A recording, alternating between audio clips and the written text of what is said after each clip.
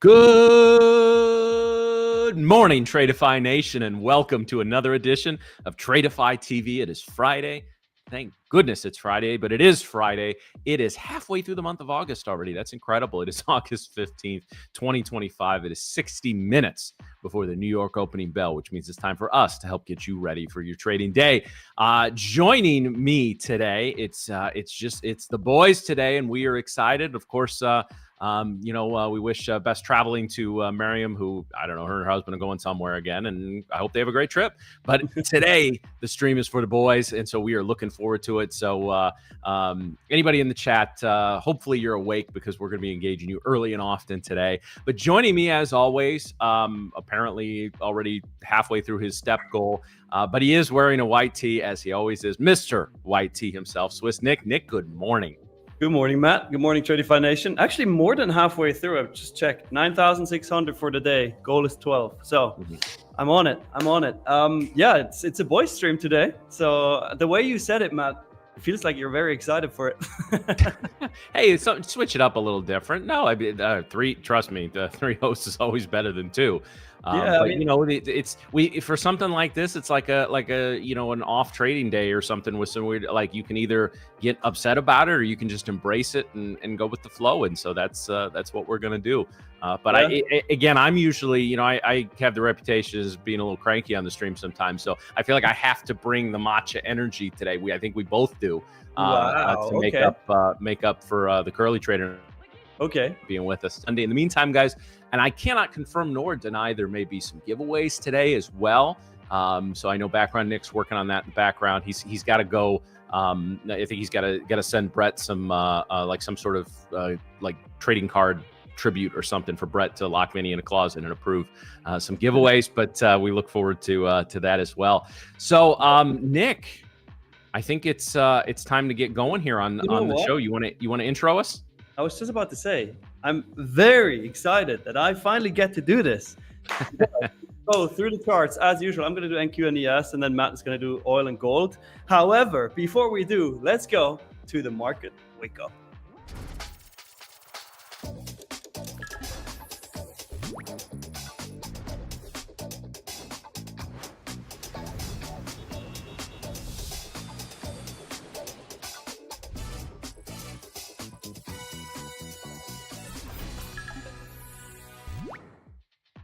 Oh, yeah. Doesn't it feel good to say that? Good morning, guys. Now we're ready. Good morning. I do want to let everyone know, Nick, before you jump into the charts, Trump is apparently speaking right now. There's quotes coming out. I believe he's on Air Force One flying to Alaska. So, so let's just be attentive to that. You've seen some whipping around a little spike in the volatility in the last 10-15 minutes. That's why. So, Nick, why don't you take us through the indexes? Yeah, 100%. And also be careful right now, especially because Trump's talking. I mean, I just got stopped out by that. I didn't anticipate it. But I'm going to go through my trades of today later. Like, we're first going to break down NQ and ES, and then afterwards do oil and gold with Matt. And also, chat is right. Leah is right. I mean, yes, obviously it's just Matt and me, but there's plenty of female traders in the chat. I mean, we have Leah, we have USA, we have Gabby, Ursula. Like, we have many, many people in there. So it's good to have you, ladies and gents. But let's first talk about NQ. We had our session open 6 p.m. yesterday at 23,889. I'm gonna enlarge this a little bit so you can see it better. And we pretty much grinded along that trend line, right? This is still that 1 hour trend line that I've spoken about the entire week. Okay, we spoke about this multiple times already. This trend line is kind of like it was kind of retested during the Asia session. During the overnight, which is grinded alongside of it. Anyways, in the London session, we did take out the Asia high and had a very, very nice move to the downside. We also took out the Asia low, and we're now back in the range of the last couple trading sessions. I mean, if we look at this, pretty much since Wednesday, we are in this range, right? You can mark this out. Obviously, we had a couple liquidity grabs, but if we mark this out, we have a range that is, I mean, it's kind of tight because the bottom of the range is like the 870s and the top of the range is the 970s. So about a 100-point range that we're trading in. Obviously, during PPI yesterday, we went through that, but you can't really count that, right? We are officially still in that range. And for me, I would really like to see a breakout of this range, but I could imagine that we're just staying inside it, unfortunately. The bad thing, or another little bad news that I have for today is also that ES and NQ are like not correlated at all. ES made a new high overnight, right? About was that about 6 hours ago? We made a new all-time high on ES at 6508.75, and NQ is far away from its all-time high. I mean, the all-time high on NQ is 24,069, 68 around there. So those two are not correlated right now, and I don't really like that. Even though it's been obviously a theme the last couple weeks, like that far apart is just, you know, kind of weird. So let's go through the important levels for today. For me, NQ, obviously the 970s and the 870s, right? So the range is the main thing I'm looking for, because Asia highs, Asia lows don't matter anymore, pretty much. The next thing is London highs and London lows once they're established in 22 minutes here. To the downside, if we break the range below the 870s, and we have the previous month high, which is obviously an important level, also was rejected yesterday during PPI. That's sitting at 23,845. And then if we will break that further down, we have previous day low, currently sitting at 23,793, and then previous week high at 23,767. So those are the main levels to the downside on NASDAQ. To the upside, we obviously have the 960s, right, and then 65s. That is the range high. Then after that, we have the previous day high, which is pretty much at 24,000, and then all-time high 24,068.50. So those are the main key levels for NQ for today.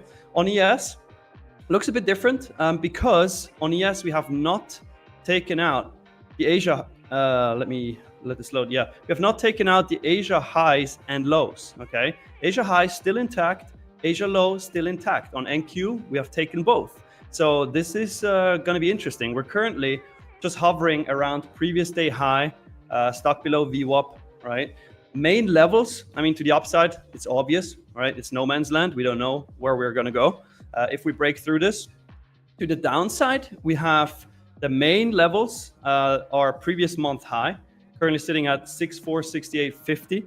And then below that, we have previous day low at 6453.50. So these are my main levels on ES. And before I break down my trades that I took, 2 on gold, 2 on NQ, let's actually talk about gold and oil with Matt. Yeah, it's sort of my mentality with gold, as you guys know, over the past few sessions, has been like, to hell with gold, right? Like, and really, it's you know, get to the hourly chart. You really have to get to almost the 4-hour chart before you start to see anything that resembles a trend and sort of makes sense. The 1 hour, guys, has just kind of been a mess. Let's see here, just a second, Drew. If we want to pull up my chart there real quick, a little bit of a downward trending line here, but on the downside, again, where do we put this? Do we put this line here? And this is where technical analysis, guys, becomes, I guess we'll put it down here for now, becomes a little more art than science, right? And you kind of have to see where the candle wicks are popping up. We do have a what I call a multi-wick rejection here at about the 33.78 area. So yeah, it's gold is just, for me, it hasn't been tradable. Nick and I were actually talking about this before the stream, as he's kind of learning gold and getting into. I traded gold actually a lot in 23 and 24. Probably had 40 to 50 gold trades throughout that year. I mean, that's not a ton for me, obviously, but a lot more than anything else besides the NQ. But I've barely touched gold this year, and I feel like the markets in general have reacted pretty. You know, we've gotten good reactions, and by good I mean, it doesn't matter if it's up or down. It's solid movement. We've gotten that both up and down in the indexes with Trump and tariffs and all that. I kind of feel like gold hasn't really known how to react to a lot of that. And obviously, gold becomes less and less of a flight to safety and more of just a independently tradable asset as cryptocurrencies become a lot. A lot of firms, traders, especially the younger crowd, views crypto as more of a flight to safety than gold ever has been. So it's, again, gold has sort of detached from its traditional role over the past 10 to 12 years, even more so in the last 1 to 2. But right, I mean, it's no different than anything else if we get a good trend on the chart. But this is just the hourly chart, and this is a mess. So there's just not a lot here for me to like. Oil has been a trader this year, although we false breakouts. We had a false breakdown of this channel here during Wednesday's session. We've now had a false breakout over the course of the last 24 hours or so, although we've popped back above this trend line. So to me, oil is not something I'm going to be looking at very closely today, simply because I got to see, do we move back into this channel and make a move for the lower channel range, or are we going to confirm the breakout? We'll confirm the breakout with a move over 64.20. And then, 64.20, although we do have a little resistance back here, but we need to make a higher high. So we'll push up to 64.20, 64.25 and start putting in a higher high. I would look for gold to move back towards 70. However, gold has really kind of traded like it's had an ankle, a weight around its ankle. And so I'm looking for it to break down. I would love to see a test of the 62 area again, not only for a trending trade, but also just for a little relief at the pumps. The Russell has had a very, very bullish week overall, screaming higher during Tuesday's overnight session into Wednesday's session. We talked about that in the last couple of days. The declining candle yesterday, but we're pushing back up towards these highs. If the markets continue higher, I expect the Russell to follow suit as well. So Nick, why don't you talk about some of the stuff you took in the overnight session? Let's do it. So I did take 2 trades on gold. I did take 2 trades on NQ. And guys, I tell you, like, I'm giving gold a chance, but this is not fun. Okay, I got wrecked with the gold trades. Made it all back on NQ, fortunately. However, look at this. I actually pulled up the 1-minute chart because it's so funny. Like, you can't make this up. Okay, first trade, I go into the trade. Goes a little bit in my favor. Consolidates a bit. I get top ticked, like literally to the tick, and then it drops. And I'm like, oh, okay, so that's the move. I get bottom ticked on my entry to get stopped out again. And I was like, you're kidding. Like, how can you get top ticked and bottom ticked? It was no fun. It was no fun at all. The reasoning for this trade, 2 things here. 5-minute chart. There we go. So this level again. Wait, I'm on Thursday now. That is the wrong time. There we go. All right. So we did have a little bit of a move on gold. Daily open was at 3383. Right. We went down a bit to 3378. Recovered and had a nice steady climb up during the Asia session. Then we had we tried to push up higher back to the high at 94, 95, right? But we failed at 93. I was like, okay, looks cool. It went further down, tried to break out again, and failed. And obviously, I already took the trade here because it kind of like looked like it pushed up here, but then failed to continue. I took the trade to the downside because I thought, okay, this is gonna continue that move to the lows here at the 3379s. Got stopped out, and then the reason why I took the trade again was because you see, high, tried to make a high but failed, so we had a lower high. Then when I got stopped out, we had another lower high, so I thought, okay, cool, now the move is going to continue. So I took it again. And pretty much you see what happened. Was no fun. But then luckily on NQ, made it all back with my absolute favorite move that I talk about so often, right? I mean, when we have the New York Open, I always say, like, take London highs and then move lower. Same thing happened here. We established Asia highs at 23,960. London Open happens. It sweeps the Asia highs, moves down, tries to make a higher high, closes below, and I take the short for 52 points, and I was sized up pretty nicely. So made it all back and more there on that move. Then actually we did the exact same, but in the opposite direction. We took the Asia low here at 23,874 and tried to push up. which this is exactly the same move as this one, just to the upside instead of the downside. Took the long. Unfortunately, like, we had a pretty, steady climb to the upside. It was about 20 points in profit or so, almost like 18 points. However, then Trump started talking, and that wicked right into my stop loss. So I lost about 19, almost 20 points on this, which is fine because the size was lower than it was on that previous trade, fortunately. But yeah, overall in profit for the day. However, gold was no fun, but I don't know, Matt. I mean, you said you traded gold. Somebody in the chat actually said that they're trading gold usually and they're doing well during Asia session. That was Smith Family Financials. But currently not doing well with gold either. So I don't know if it's a gold thing or if it's a me thing or if it's a combination. But I'll find out. I'll still give it a chance. I just don't like it so far. But what's the poll saying? Market bias for today. All-time highs to the ground sideways. Me personally, I think sideways, but yeah, what do you think, Matt? We'll see. Yeah, I don't know. I got to get a little closer to the open. Right now, we're trapped between -1 standard dev and we're throwing up multiple wick rejections of the -1 standard dev and multiple wick rejections of VWAP right now. So to form any sort of bias at this point, I think is very premature. I did just pull up on my screen, guys, something we're going to be taking a look at quite a bit over the next month. This is the FedWatch tool that's available on the CME's website. And so we got 33 days to our next countdown to our next meeting, excuse me. And this is the target rate probability. So this is basically, there's the Fed funds futures, right? So this is a composite of a lot of traders and a lot of opinions. Rates an 88.6% chance of a 25 basis point rate cut. I can talk, I promise. So it's interesting because the cup yesterday and already Fed Goolsby's talking right now about wanting a little more data about how inflation, how the tariffs are going to affect inflation before they start cutting rates.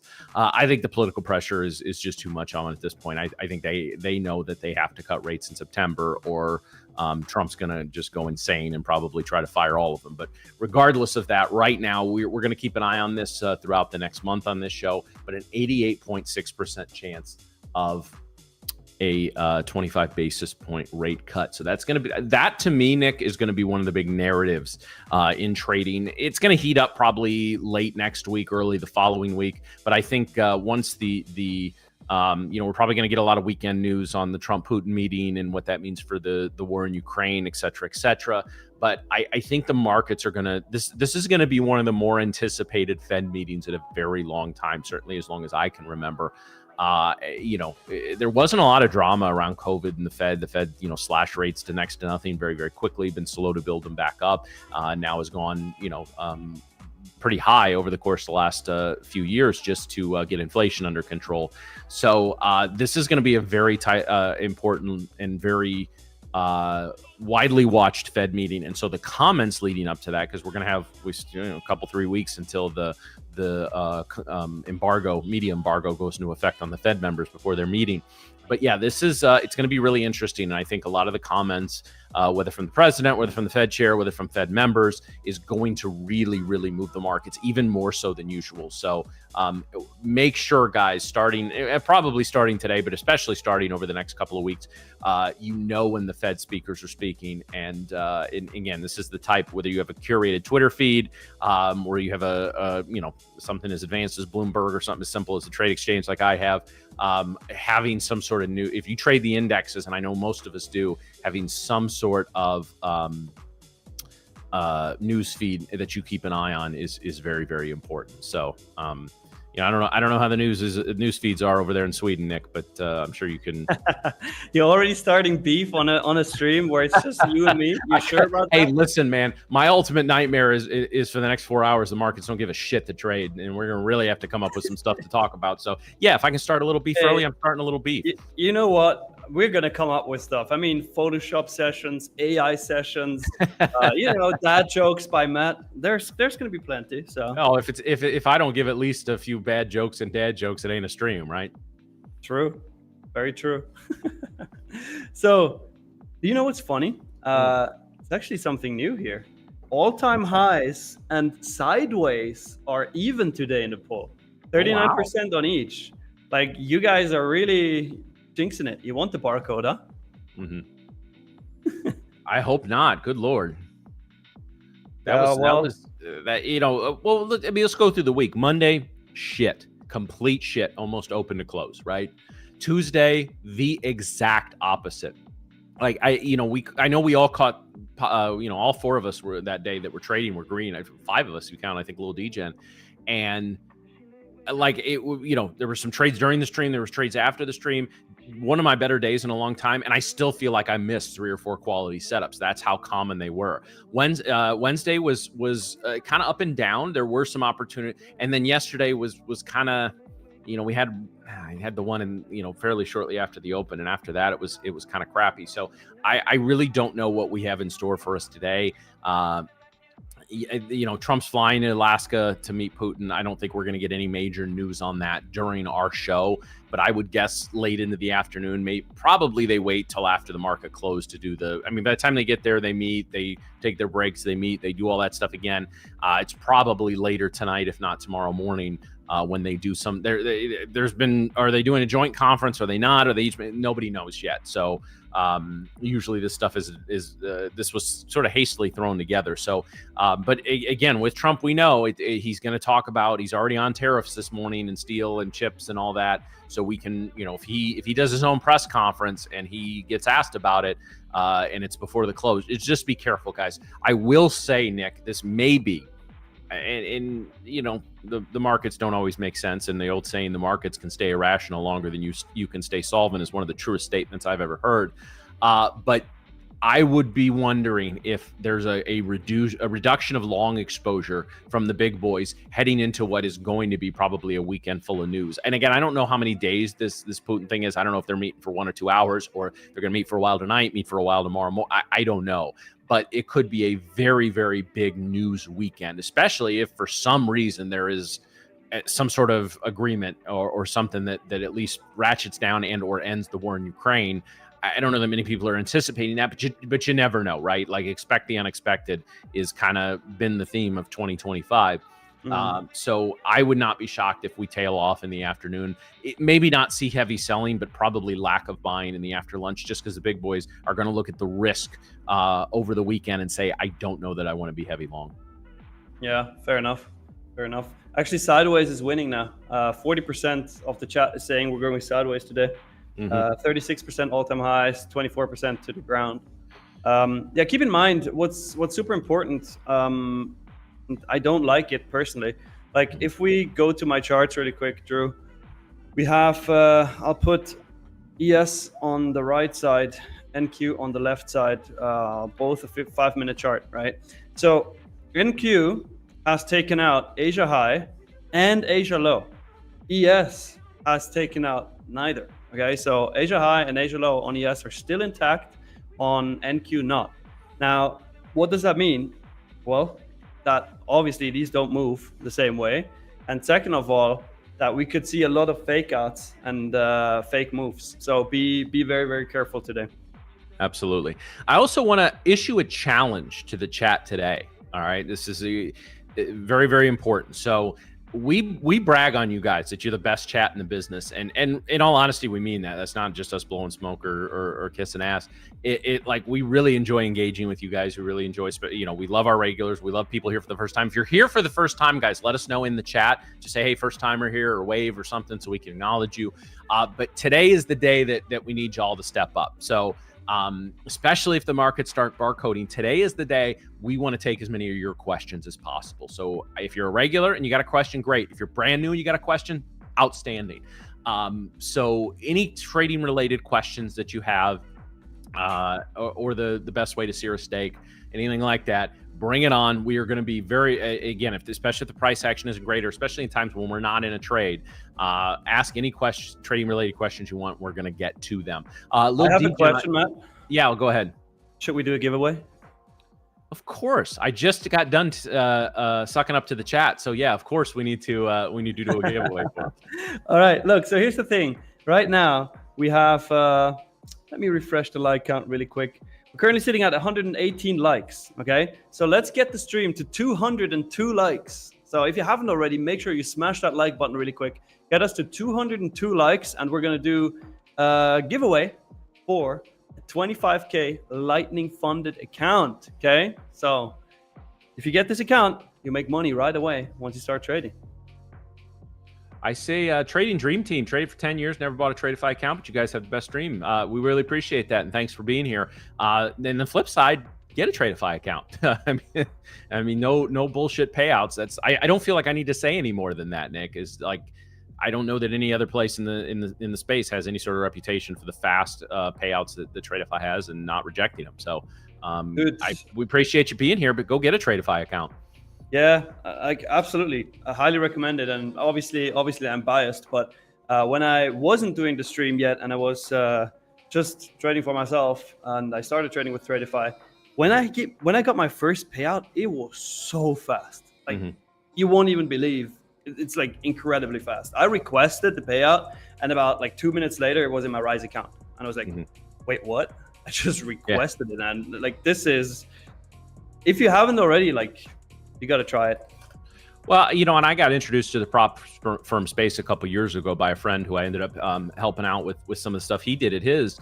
And then when this opportunity came along and it was offered, I talked to another buddy of mine who's been an affiliate for a lot of firms for many years. And he's kind of a low key guy. He's not as out there as some of them are, but he's a complete straight shooter. I mean, he's dropped a lot of BS firms long before there were problems, just because he can kind of see it coming. And I asked him, I said, you know, hey, I don't know that much about Tradeify. What do you know? And he says, all I can tell you is I've never had any complaints. He says the payouts come rapid, quick, and that's really all I needed to hear, right? Because that's why we're here. I get people want to debate account rules. They want to debate this or that, and that's all fine. And I get all that. But to me, you are buying an account to get paid, right? Like, that is, you are purchasing a prop firm account to get a payout. That's it. Hopefully many payouts, of course, but that's what you're doing. So why would you not go with a firm that doesn't fuck around with that, right? They just, it is what it is. So I think when we first had Brett on this stream, he said other than like one person they caught like trying to do multiple accounts from the same location, which is against the rule, they've never denied a payout. So it's really, really cool. So yeah, join up, guys. Let's see. Will there be any events for Tradeify's first anniversary? Roland, I have no inside knowledge of this. That's kind of, inside the inner circle. But you guys know Brett, right? Like, of course, Brett's going to do something to acknowledge a very important milestone. So we are traders, therefore we are betting men and women. If I were to, if I would go heavy long on doing some special events and giveaways for the year anniversary. Wouldn't you say so, Nick? Absolutely, like 100%. I think Brett is going to go way crazier than Vinny would ever allow. But yeah, well, actually, before we would announce any sort of giveaways, we got to find out if Vinny's on a plane with Wi-Fi. If he's not, it could be fun when he lands. Yeah, it's gonna be funny to check the chat. So we have Austin. Yes, Mary misfired. Absolutely. No, she's not. Of course, she's on a trip. So the boys are taking over today. That's right. Good. We reached the goal of 202 likes. So that means we're gonna do a giveaway for a 25K Lightning funded account. Now, for those of you who have never participated, if you want to participate and get a chance to win this account, there are a couple things you got to do. It's very easy. You just have to like the stream. You have to subscribe to the channel. And once I drop the keyword here in a second, please only type it once in the chat. Do not type it more than once, because we have a bot that sorts everything, right? And that bot is going to disqualify you if you spam the chat and if you write that keyword more than once. So since the poll is currently saying that we're going to get sideway moves, I promise I can talk, which we don't want. The keyword is we want moves, no spaces. We want moves, one word. Oh yeah, Z, true. We got to do naked jumping checks, but that's only for the marble race. This first one is going to be a flash giveaway. So Trader King LFT, yes, she's on a matcha trip. I mean, why would you do anything else?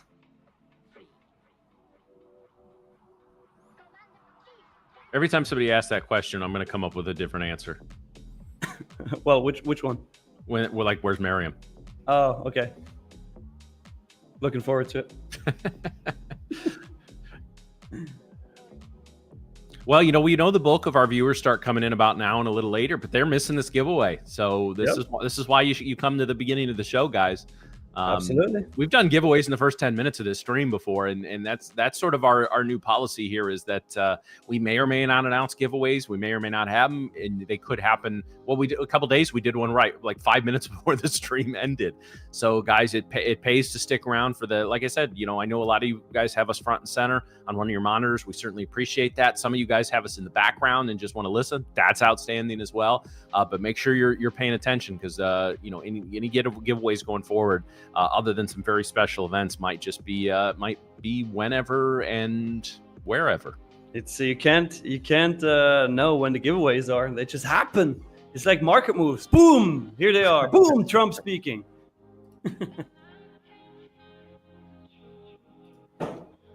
Oh, another thing I forgot, Matt. If we don't have market moves today, I mean, besides Photoshop contest, besides AI video creation, we can also do accent competition. Oh, you're gonna win that one, dude.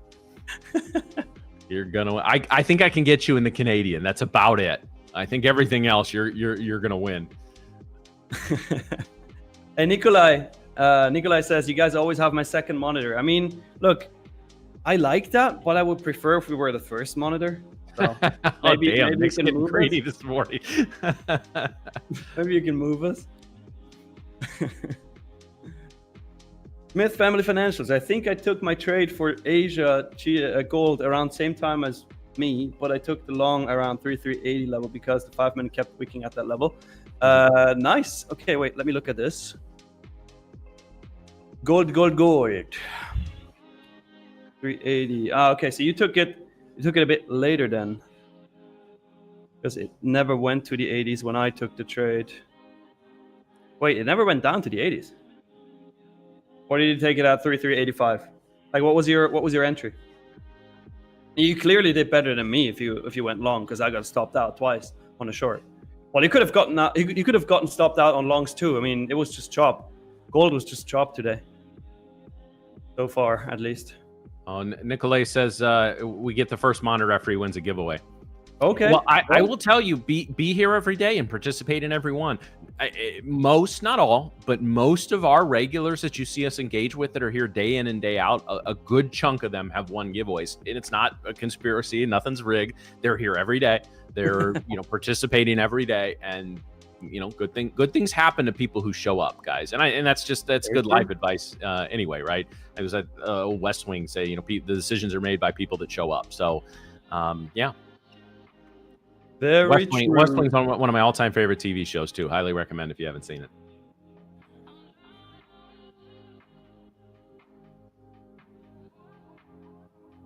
Okay, so yeah, you're one of our OGs. You absolutely are. You've been here pretty much since day one, so we always appreciate that. So I wasn't bullshitting, guys. We love our chat. We in our meetings, like our production meetings, we're often talking about, hey, the chat really picked us up today, or they really asked some great questions. Like, we don't. And listen, we've grown a lot in the last couple of months. We're going to keep growing. I'm sure there's going to be some growing pains with that. But then we get an occasional idiot in here. But for the most part, guys, don't go watch another one of the streams. But guys, if you ever see the replay, do the live chat. It's garbage, right? And you guys help make this show what it is. We are the fastest growing stream in the prop firm space by percentages, by numbers. It does not matter. We are the fastest growing, and that's because people can come in here. There's not a lot of, there's plenty of bullshit on the stream. We have to bullshit a lot, but there's not a lot of garbage. There's not a lot of, it's just everybody's here to learn. Everybody's here to have a good time, and that's what we do. Trading, guys, is I tell people this, and it's not. So how's trading for a living? I'm like, well, actually, it kind of sucks because it's lonely, it's boring. You're just staring at candles all day, and the moment you look away and I'm gonna go take a break, play a video game or something, and you miss the move, right? I said in reality, trading is lonely and boring. So any glimpse we can or a little small break away from that we can give you, and you to us as well, we're going to take that. So today's question day, I expect to see a ton of great questions in the chat. We'll see how the markets start moving when they open in 25 minutes. Hopefully much better than they've been moving for the last hour or so. But either way, guys, we're going to have a shitload of fun today, and I can't wait That'd for be it. good. Yeah, and yes, I can almost guarantee Nick's going to run through all of his accents today. Well, chances are high. Chances are high. Because Let's if see, you don't, you know what I'm going to say to you? what? What are you doing? That was one of the first times where I did not expect it. Well done, Matt. Yeah. All right, Drew, let's pull up the randomizer and pick a winner for the 25K Lightning funded account. I mean, whenever you feel like it, press that button. Everybody who's still typing, you can stop. 25K Lightning funded account goes to Vuk Popovic. Congrats. Vuk, type something in the chat so we see you there. And also add your email address to your YouTube channel description so we can actually reach out to you and send you your account. But first you need to type something in the chat. Yay, there we go. Nice. Yeah, there you go. All right. Way to claim. Yeah, I see a lot of our regulars this morning. Appreciate you guys being here. I see USA. I say Z. Leah, excuse me, Leah. Nice to see you as always. Actually, you guys don't know this. We actually taught Leah's kids how to swear in English, so it's very it's a family affair here at Tradeify TV. Hey Drew, what are you doing in the chat? Drew's like, coach what?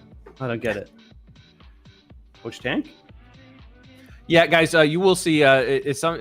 Usually, Drew's a little busy, but Drew that you just saw there with the blue name. He's our producer behind the scenes. Every time we pull something up or move something, or we need to come off screen to take a break or whatever, that's Drew in the background. Drew does an outstanding job. Any of you that have ever dealt with OBS know what just a fucking disaster it is, and Drew handles that shit every single day. So we really appreciate him. Drew's gonna take over the title next week of, I think, the only person to not miss a stream so far next Thursday when I take off for my wedding. So that's Drew is the GOAT, man. He really, and trust me, as somebody who ran his own stream for a few years before, or I worked for other companies where they ran the stream. I've never seen stuff run this smoothly. So kudos to Drew. Kudos to background Nick / a little degen. / I don't know, we'll come up with a new nickname for him today. No stop loss Nick. But we got a great team here at Tradeify TV, and that's why things run so smoothly day in and day out. Sometimes there's chaos in the background. You guys have no idea. We've had a couple times the stream is crapped out. We've had a couple times where like 5 minutes before Drew's like, oh, OBS won't load, right? And yet we're here every day. So a big shout out to our background team for everything they do. But yes. Yeah, so nobody writes something in the chat. That's what Nick keeps asking. Man. Yeah, Smith Family Financials, all good. I mean, you made 4.1 points, so that's good. Yeah. That Real is tight good. range, guys. Our 5-minute ATR is at 12.2. That's not horrible for the pre-market, but we'd like to see it a tick higher. What I don't like to see is the standard deviation bands, or the highways, as I've been told they look like on my chart, are kind of tucking in and getting a little closer together. That we don't want to see that. We want to see those kind of expanding like that, which they usually do once the markets get a little movement. But as long as those are kind of sloping inward on each other and sloping towards the VWAP, it means price action is contracting. So we're gonna have to watch that very closely as we open. Hey, Matt, so 20 minutes away, Nick. What are you looking at here? I was just about to ask you a question, dude. Damn it. Well, answer mine, and then I'll answer yours. That's how this works. Cool. Right now, I'm looking at a chop fest. I mean, look at this. Look at this in the 1 minute. NQ is literally just ranging like crazy. This is not tradable. I saw somebody in the chat before saying they're short from like 23.912s or something like that. I mean, you're in profit right now, but this doesn't look too good for a big move. At least not right now. I think this is going to be choppy for a while until we have the New York Open. Maybe a little bit earlier we make a move, or like a fake out move. But I mean, I'm not going to take anything right now, especially because I got stopped out by that Trump speak wick here. So not much, Matt. But you always speak about the ATR, average true range. I think many people in the chat don't really fully understand what that is and what that means. Like, how do you use it, and how does that influence your trades? Yeah, it's a good question. So the ATR is not. I know there are ATR based trading strategies. I don't really employ any of those. For me, I use ATR a little differently. I use it kind of as a measure of range, or excuse me, a measure of volatility. And a bigger ATR means the market's moving a lot. And there's the calculations for it are a little bit complicated because it can take gaps into account. It's less of an issue in futures, of course. But on average, the ATR is about how far a candle on that given time frame is gonna move. Like the average of the last 14, 20, whatever, depending on where you have it set at. I have it set standard at 14. So basically what it's telling me is it's sitting at 11.7 right now. So that means of the last 14 candles, the average range, so the high minus the low, top minus the bottom, is 11.8. Okay, that's not a huge range. And when you think about that on the 5-minute, because that's what chart I have up here, and most ATRs will dynamically adjust to whatever time frame you have on your chart, that tells me every 5-minute candle is moving about an average of 11. That's not a lot, right? I want to see that 20 to 25 because that's about the minimum that I want to target in a trade is 20 to 25 handles. Usually on this show, we go for a little more. And so if the 5-minute ATR is 10, that means in theory, I need to be in a trade 10, 12, 15 minutes before I'm going to see my profit target. I don't like being in trades that long. Ideally, you've seen on the show, we've hung out in trades for hours, but ideally you want to know pretty quick if you're right or wrong. You want to be out of a trade. Usually 3 to 5 minutes is my sweet spot. If I'm in a trade for 3 to 5 minutes, most of the time it's going to be a winner. Beyond that, it becomes a little more 50-50. Less than that is of course, you're stopping out a little more, but that's kind of a sweet spot. And so if I'm going to only be in a trade for 5 minutes, I need the range to reward me for that. So if, like, 5-minute ATR is 30, I get into a trade and it moves 30 points in 3-4 minutes in my direction. That's great. If the ATR right now is, again, it's 11.8, in theory, it's going to take me 15 minutes to move, 35 handles. So that's, I'm not nuts about that. The other way I use that is in correlation with the standard deviation width. So the width between VWAP plus one standard deviation, et cetera, right? When the ATR and the standard deviation width are very similar in number, right? So let's say the ATR is 20, the standard deviation width is 21. That basically means the markets are moving, but they're not really going anywhere, right? The joke I always make, most of you have heard, is I call it a politician's market, because a politician can talk a lot without really saying anything. A politician's market moves a lot. It's just not really going anywhere, which means there's not a lot of trends that we see, or every move is met with a counter move or a reversal move, and that can make it very difficult to smoke out a lot of different trades. So yeah, that's a good question. That's kind of how I use that. Let me catch up on the chat. Trading Dream Team, he didn't say candles, he said handles. So 20 to 25 handles means 20 to 25 points. Yeah. So just for clarification, when you hear me say handles, I say full points. So we're talking about right now so the NQ moving from 920 to 921 is a handle. A tick are the 4 ticks within that each handle. Yeah, so he heard candle. Yeah, I'm sorry. Yeah, handles with an H. Hey, that would be an interesting strategy. When you enter a trade, you just wait 20 candles and then you see what happens. Yeah. Cookie, you make me want to get on an under-desk treadmill. What kind do you have? I have a Kingsmith A1 Pro is what it's called. And I think by now I should get like an affiliate link. So many people have asked me for that. I don't know. That's a lot of work, man. Anai, you hear we are cooking something good today? Yeah, dude. Man, we're cooking something good every day on this. Stick around, and we'll see. Hey, every time I wasn't here, I had like a weird change to my P&L. We should do something to Mary-M's P&L here. It's a bit lame. Yeah. Should say like on a matcha trip or something. Yeah. Finding her inner matcha.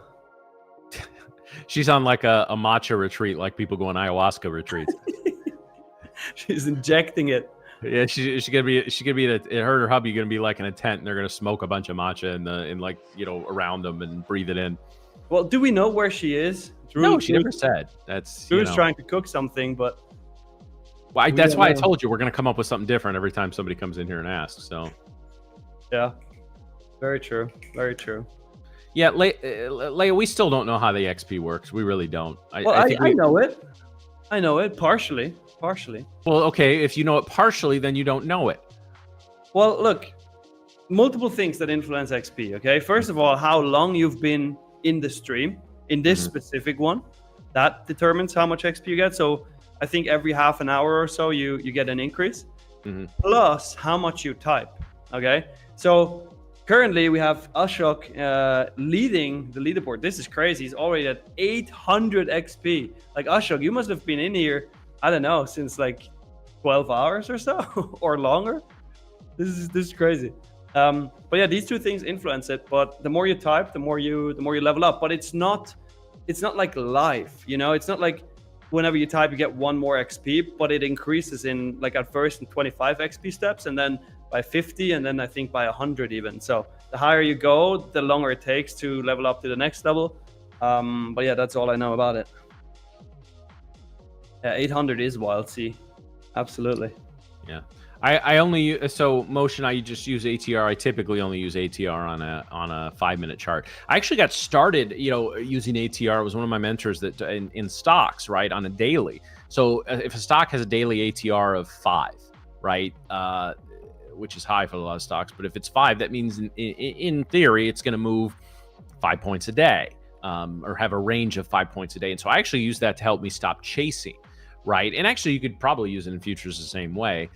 So let's say I wanted to get into a stock that is gone from 60 to 65 that day, and I want to buy it, and the ATR is 5. I'm not going to buy it at 65 on the day it makes a 5-point move, because it's already made its ATR move. Statistically, at that point, the probabilities favor some sort of pullback before the next move up. So it kept me from chasing a lot of trades. That's how I was first introduced to ATR, and then I just sort of transitioned over to futures as I made that career move. Yeah, you can. The ATR can be any time frame that's on your chart, right? Like, I got my chart up here. If I move to the hourly here, the ATR is going to adjust down here. So it's at 38 hourly, which is actually pretty low for the hourly. So yeah, it's dynamic on just about any chart you put it on. It'll adjust to whatever time frame it is. So it's like with everything, guys. If you don't use it and you're curious about it, throw it on your chart. Don't make any decisions based off of it for a while, but just throw it up and see if it speaks to you, guys. There's so many great indicators out there. There's a lot of indicators I really like, but I don't use just because they don't work with my strategies, and it just kind of creates a little bit of a mess on the chart. But somebody recommended me pretty early on to, as I've always said, when your first year of trading, especially your first six months, learn a little about a lot. Right, go slap every indicator out there on your charts and see if they. It sounds kind of weird, but like they speak to you, right? Because there's some indicators I don't like. They just don't. I've never used them very well. I have a couple of friends. One of my old coworkers at the last place swore by. He was a swing trader, but swore by MACD and slow stochastics. Right. I put those up on my chart. I looked at them for 2 or 3 months. It didn't, for the type of plays I liked, didn't really help. Now I know what they are, and maybe there's a strategy in the future that says, hey, you need these on your chart. And I'm like, oh, I know how to use those. But I would say probably, guys, 80 to 90% of what I learned about trading in the markets, I don't use on a day-to-day basis. I don't think there's anything wrong with that. Having all in your chosen career, and this is a career, guys, and you need to treat it as such. You should always have a good base of knowledge, right? You work with people in a line of work. You want a good base knowledge out of that, even if it's not something that's in their day-to-day job, right? Most doctors are going to learn a ton about areas that aren't even in their speciality, right? So why should we as traders be any different, right? Lawyers learn a ton about the law and maybe only practice one specific part when they pass the bar. So, but it's always good to have a good baseline knowledge of everything going on. So highly recommend that. Absolutely. Also, living life love, dude. The only bobblehead that matters is this one. Okay, that's the only one that matters. Batman one. All right, Boundless. Take a look at RTY. Yeah, absolutely. Drew, if we can switch to my chart really quick, I'm gonna do that. So RTY. Look, I don't trade RTY, to be fair, but also I see a couple things right away when I look at this. First of all, at 12:30 yesterday Eastern, we did take out the yearly open. Okay, yearly opens are always very important levels. We did take it out, moved right back up, went above previous month high.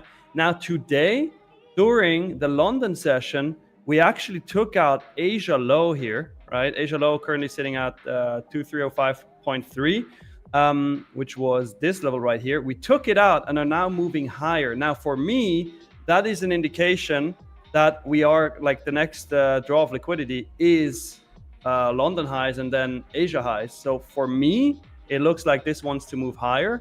However, if we look at the overall trend, I mean, if we look at the long-term trend, let's go to the 1 hour here.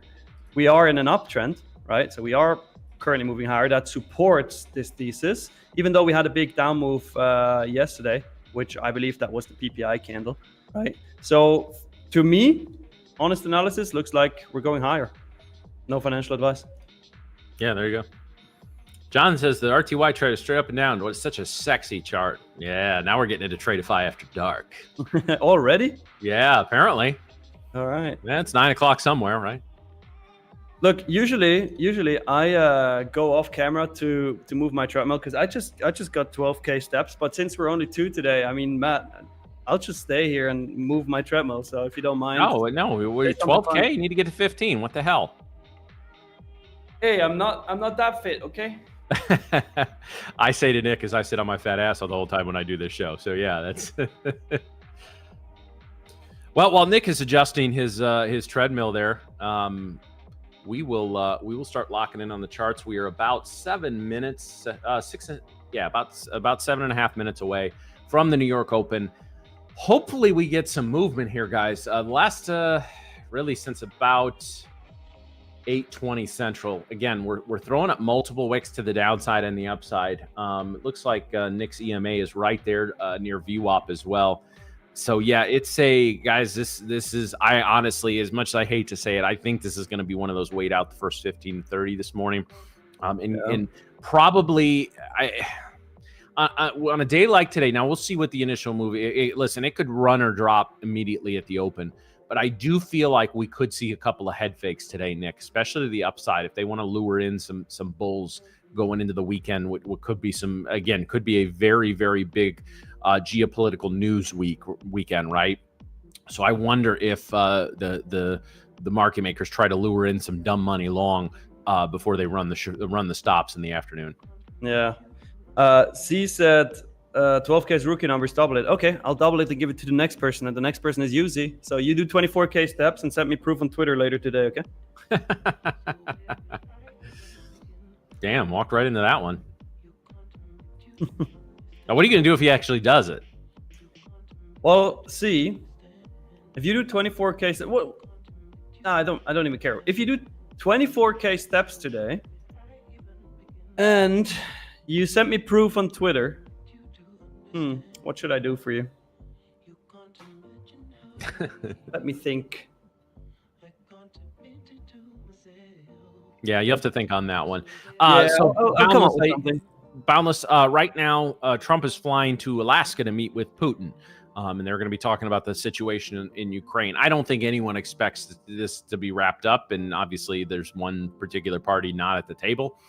Trump has been floating land exchange the last week or two, and Ukraine has been adamant we're not giving up any of our land. So I don't know that anything is resolved, but anytime, despite the sort of mutual admiration between Putin and Trump, we are still an adversary of Russia. And anytime two adversaries sit down and, to talk about things, it's big geopolitical news, and especially in person, especially as this, I think, Putin's first time in the States in a decade or more. So it's most likely outcome is much ado about nothing, but it has the potential to be a very kind of. I mean, if there's some sort of agreement reached, even if Zelensky's not there and they, Putin and Trump agree on some things, it could then put. Listen, guys, there's 1,000 ways it can play out, and I'm not an expert on that type of stuff, but that was just my point, is that there's the potential for some geopolitical news this weekend, some pretty major geopolitical news, as small of a chance as it may be. So that is something that traders are going to be concerned about as they decide how much weight to carry over the weekend. Yeah. All right. I came up with something. See, if you do 24,000 steps before the stream ends and send me proof, and don't cheat, I'm going to go and change into a black tea. Okay, well, that's That's impressive. If he doesn't have a treadmill, though, it's going to be hard to get that done. No, I mean, you can just walk outside, you know? No, he's got to sit here and watch the show. Well, he can still watch the show. You just take your laptop with you. Well, just take the lap. Like they can't pull it up on a phone. No, you can't. It's too small. Then they can't see your smiling face. Exactly. They can't see your shining bald head, you know? Yeah. That would be, Not that shiny. I do need that to would be a shave. shame. Oh, you didn't shine it today? No, no. Gotta polish it. What do you think I do? I throw grease on this thing and polish it up before the show every day? Of course. No. Martin, do I even have one black shirt? Yeah, I actually do have exactly one. Not more, not less. Mm-hmm. I did this because it's low maintenance, man. So I don't have to sit there putting whatever you put in your hair every morning to get it look exactly like you wake up and it looks like that, don't you? I do, actually. It's funny, like it's sometimes like I go to bed, I wake up in the morning, and literally that's my hair. I can't change it. Even if I try to do something else with my hair, it just doesn't work. It's the only thing it can do. Okay, well, there you go. Well, I mean, the real Tony Smith, it could be that the black tee is dirty, but you can't see that because it's black, you know? That's the downside about white tees. Like when you get a stain on them, damn. How often do you just spill shit right down the front of that? Every day. How much money do you spend on bleach per month? None, actually. Because I don't know how she does it, but my girlfriend is a magician and she makes them white again. Okay. All right. Nick, do you wear white tees all the time or just for the stream? I'll answer that, guys. But before we answer that, we've got to go to the opening bell battle.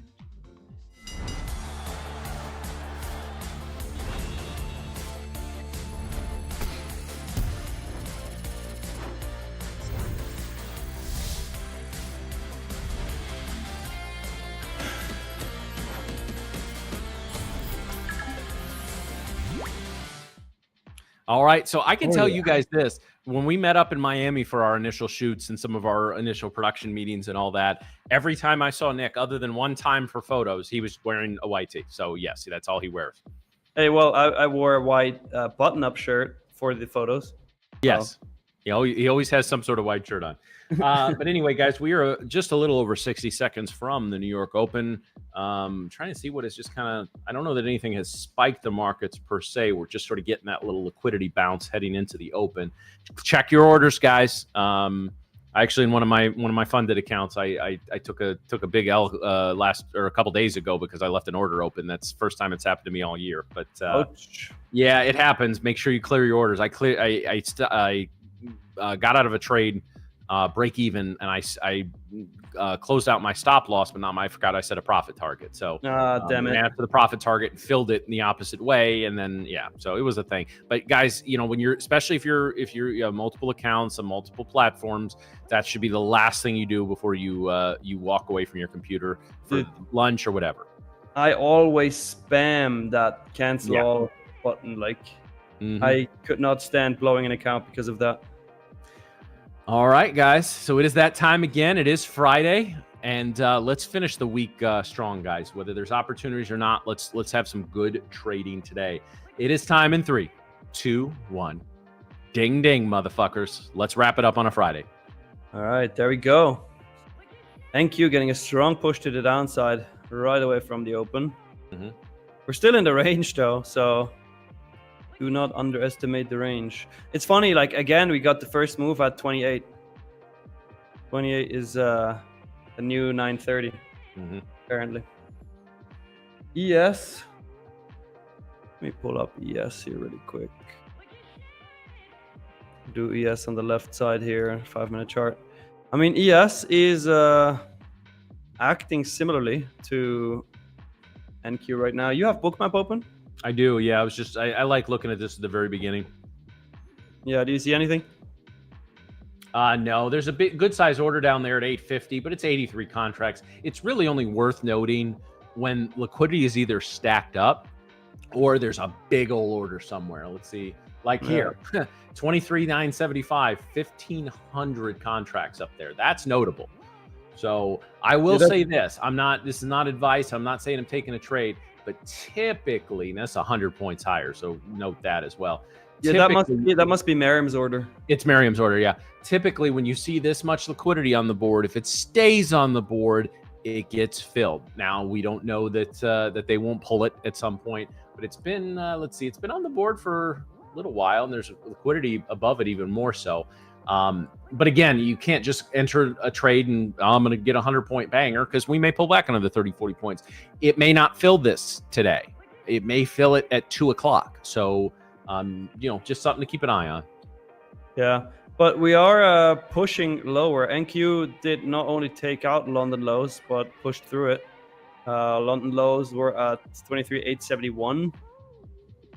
ES is struggling a bit. ES is at the 6490s. That is where the London lows are. So it's trying to push through, but can't. And keep in mind, I said this during the market wake up. Asia lows are still intact on ES. Okay. NQ has taken out both Asia lows and London lows now. I'll also, well, yeah, if I want to put my screen back up, I'll throw this up really quickly, because a lot of you have asked about my news feed. This is the news feed. It's the Trade Exchange, just one E in there. And this is what it looks like. And they're pretty quick. And again, I don't have an affiliate or business relationship with this company other than just being a paying customer. So don't take it as that. But yeah, this is what I use. It's either like 50 or 70 bucks a month, depending on the features and stuff like that. I think it's well worth it. They also have a really nice squawk feature. I don't have it on, obviously, during the show, because you just hear the poor guy in the background the whole time. But that will come out with major news stuff, especially in the opening hour, usually talking quite a bit. So yeah, because people have asked me about that. So yeah, so this is going to be what we're going to watch here, Nick, is these big orders on the board. And if we start moving towards them, if we get above probably 925 to 930, we're going to start looking at these levels. So again, that's not always a trade per se, but it is interesting when these A are on the board and B on the board for a long time. So let's see. We're obviously, barring some news or a huge candle, we're probably not headed up here for a little while. But if we start making a move up, this could be some targets if you find an additional setup. Yeah, let's see. I mean, those are basically hanging out at or well above the +2 standard deviation, and we're now at or below the -2 standard deviation. So it'd take a hell of a move statistically to get us up there, but certainly not unprecedented. Yeah, right now we're still struggling. ES trying to hold London lows. Still has not taken out Asia lows. NQ dropping around there. Yep. Yeah, we do set up for a nice bear flag on ES though. And I just like this is a pretty good sized candle. Although if the candle closes up above the +1 standard dev, that's going to be annoying. Yeah. The market poll the chat has voted in is currently saying all-time highs 40%, sideways 39%, to the ground 21%. So we have not seen sideways being that big of a portion of the poll in any stream so far. So it's going to be interesting.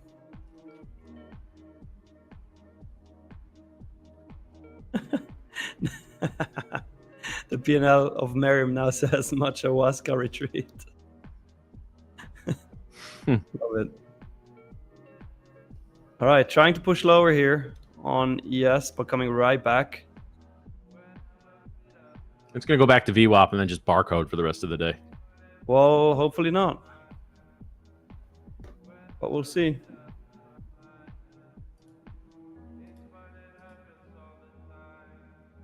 We will see.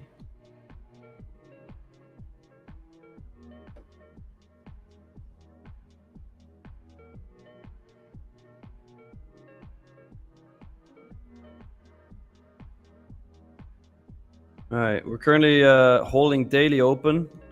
We did try on ES, like, it's crazy. It literally bottom ticked the Asia lows. Didn't go any lower. That was a bottom tick on the Asia lows on ES. Huh.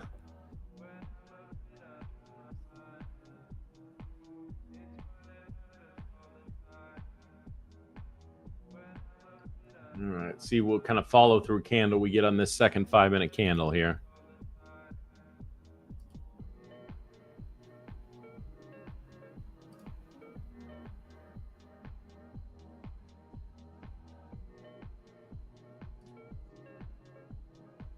Maybe retest of London and then lower.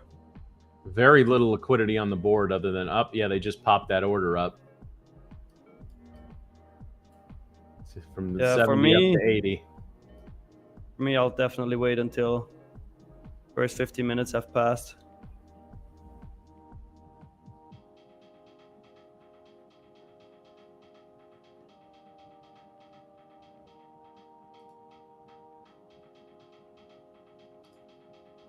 Anybody in a trade yet, chat?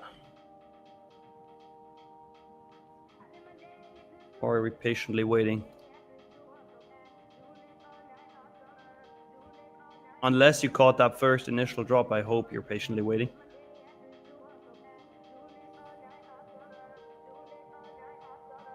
Trick says nope. Henry says long. C is waiting. Matt, no. Elon, all out just before open. Okay, fair. Yeah, we do have Michigan consumer sentiment coming out in 22 minutes, guys. Robert P, in and out long. Dude, that sounds stressful.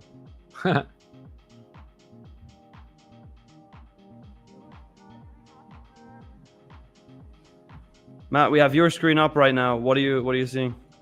Honestly, I just got to see this candle play out. Very bearish candle to open the session. And so do we follow through by making a new low with this candle? I don't want to see this candle just kind of, I'm afraid we're going to close this candle up here and then just kind of jerk around for a little while. I mean, that was a nice bearish candle, got us out of our range. If we just move back above +1 or -1 standard dev, though, I want to, again, guys, even if you're not in a big move, like you see a big move, a big move is going on. And you'll see on this show, guys, we don't typically trade the first 5, 10, 15 minutes sometimes. And so if there's a big move, we're typically not in it. That's not a bad thing, right? Because with a big move is you're either going to get a reversal or a continuation at some point. Now, fortunately, excuse me, we've seen a lot of times this year where we have a big move and then we just barcode for a while. But big moves are always responded to at some point. So big, even if you're not in a big move, oh man, I wish, and then you get angry. No, it's big market movement. The market will have to respond to that at some point. So there's going to be an opportunity. You just got to be ready for it. And when you chase it, or you're playing it when it's barcoding around, you're not going to have the liquidity, or not going to have the account to play it when it's there. Yeah, also take note, Mario S in the chat says, I don't usually trade Fridays, just hanging out unless we break the range. I mean, he's a market maker, so better listen to him. Well, didn't Tank tell us Mondays and Fridays are usually tough days for various traders? Some struggle on a Monday, some struggle on a Friday. For me, it's Mondays. For me, statistically, my weakest day is Mondays. The thing is, though, like many traders say, well, I wouldn't want to go crazy on a Monday because I wouldn't want to start the week red, or I don't want to go crazy on a Friday because I don't want to end the week red. But honestly, my perspective, I always say that's nonsense, because if you don't trade on a Monday because you don't want to lose on the first day of the week, well, then your first day of the week is going to be Tuesday. Mm-hmm. And then you shouldn't trade that because that's your first day of the week. And then the next day, the first day is going to be Wednesday. And ultimately, you end up not trading at all. So, well, you're not wrong, but I would counter that with especially newer traders, younger traders, and I say young in experience, not in age. It can be a big problem to start the week very red, or end the week very red, because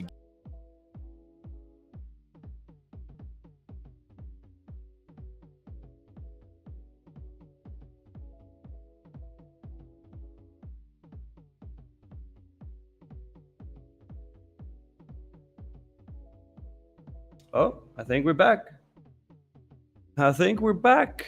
Only me so far. Chat, can you confirm? Can you hear me? Matt is going to be here in a sec. There he is. All right, there we go. Yeah, we're here. Nice. There we go. Drew switched Wi-Fi's. Nice. Nice. All right. 3 minutes and 13 seconds until we have established a 50-minute opening range. Mhm. Currently, ES is trying to go lower, just crossed, NASDAQ just crossed previous month high.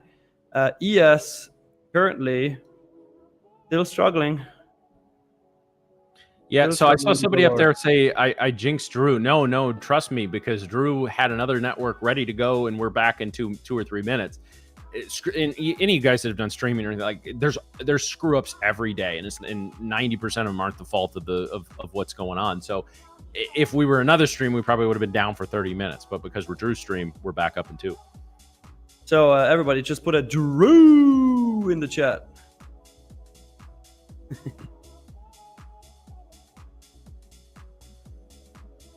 All right, so ES has still not taken out Asia lows. Asia lows still intact. When I finally get up to Chicago, I don't think I'm going anytime soon. But next time I get up there, I got to get Drew a deep dish of his choice for keeping the stream together. I'll join and we go to Pan Express. Just saying. Yeah. Well, and you got 2 Wi-Fi's. I have 2 Wi-Fi's because Spectrum can't be trusted. So, yeah, it's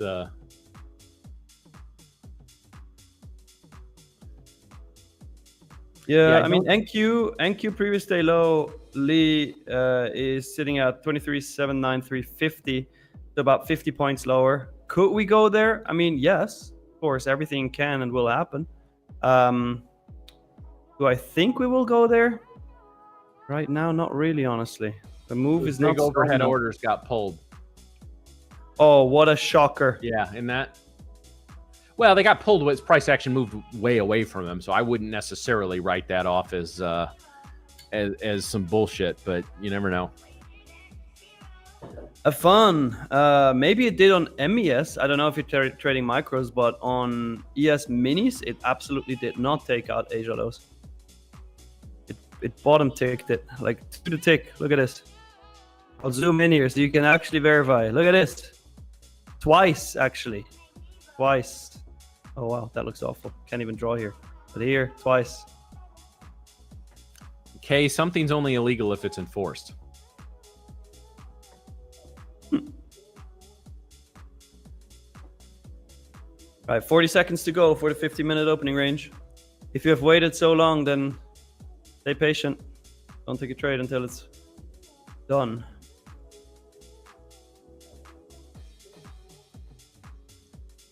Yeah, equality 1, I agree. That's why I'm saying Asia lows have not been taken out, so definitely not going to move higher before that. I mean, we could, but I don't think it's going to happen. Yeah. Some decent movement to start the day, though. This is I was not expecting this, which is nice because, I mean, again, even if we just want movement, guys, like I feel like I want 5 great setups today. I think that's being greedy. The market's probably going to punish you. But if you just say, hey, markets, if you could just move a little bit today. Nice little doji on that last candle. Almost an exact doji. My goodness.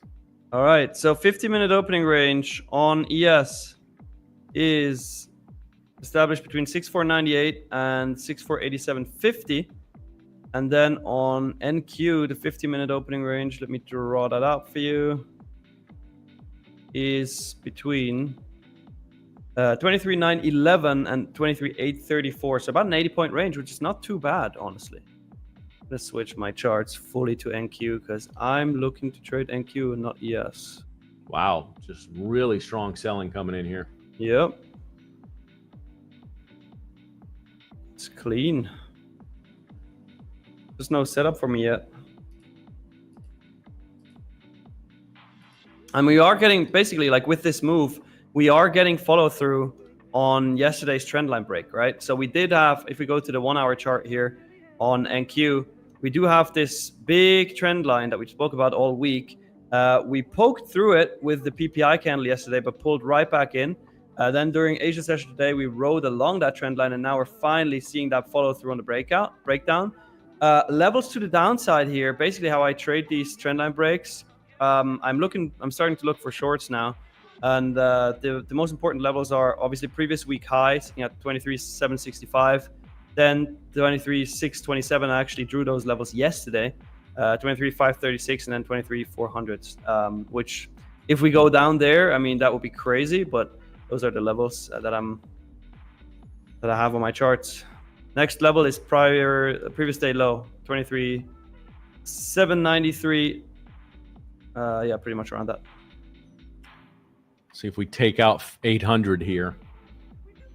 That might be the first place the bulls can mount a bit of a battle. They're stacking liquidity up there. Pull this up on the full screen. Yeah, let's see. Nice play might be retest of 50-minute opening range. I might take a stab there for a short, depending on how it moves. I would want to see it.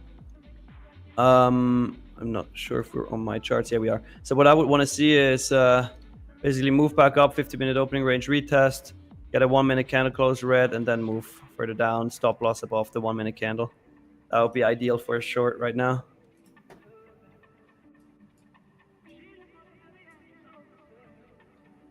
Well, favorite trader, a 300-point drop on NQ is crazy. Yes and no. I mean, remember in the beginning of this year in spring, we had like 1,000-point moves in fucking 1 hour.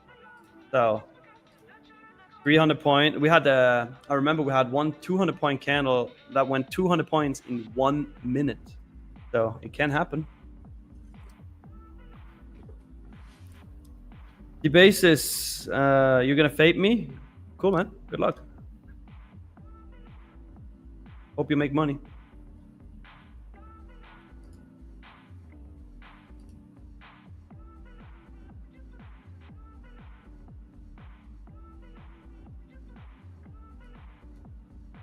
Let's see. We're just getting a steady move to the downside here.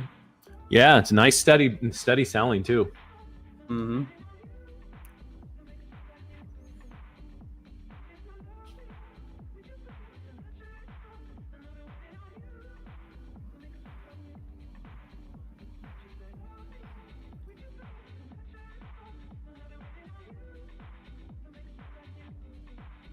But right now, it's important to stay patient and not chase the move. Like I remember, when I started trading, I would absolutely go short right now. Yep. I would be like, yep, this is going lower. Let me go in. And then it moves up 50 points, stops you out for 50, and then immediately reverses and actually moves lower. So just wait for pullbacks, guys. It's like I've said, the things like chasing, bag holding, like these are bad habits for a reason. If they never work, nobody would ever do them.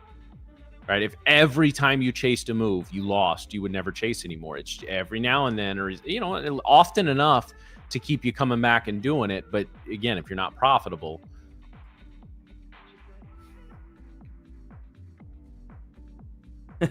See, I'm glad I made you laugh. That hurt, actually. When I filmed this, I fell pretty hard on the floor.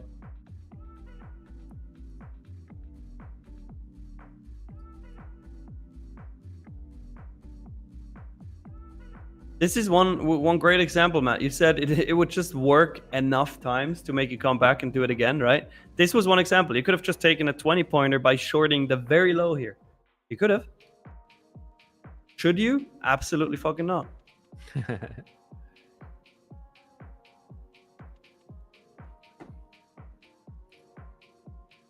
Yeah, Boundless. Tell him. He should be walking. I mean, if he gets 24K steps today before stream ends, I'm going to change into a black tee. Yeah, I'll believe it when I see it. I don't believe you actually have one. Well, I'm going to prove it if C proves me that he's going to do 24,000 steps. I'll tell you what, if Monday, if you wear a black shirt on stream, I'll shave my head. Wow.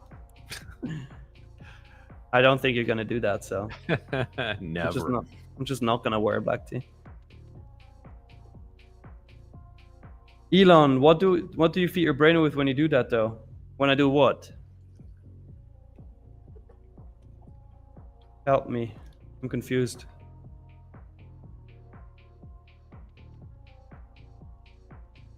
Hey, gold just continues to be a little bitch.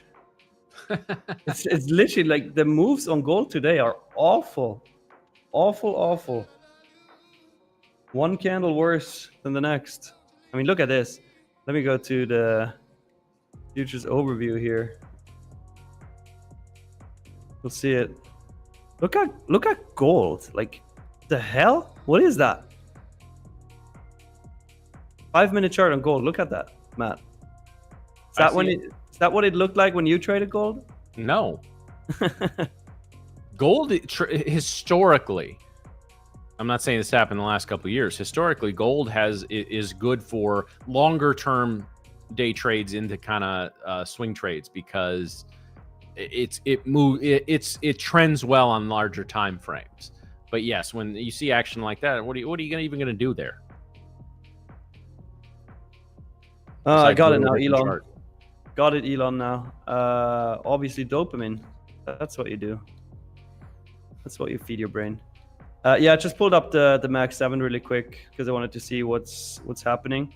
Currently, Nvidia is probably pulling everything down because Nvidia is negative 1.7%. Nvidia is dropping hard. Everything else is pretty stable. Tesla down 0.8, but besides that, nothing crazy.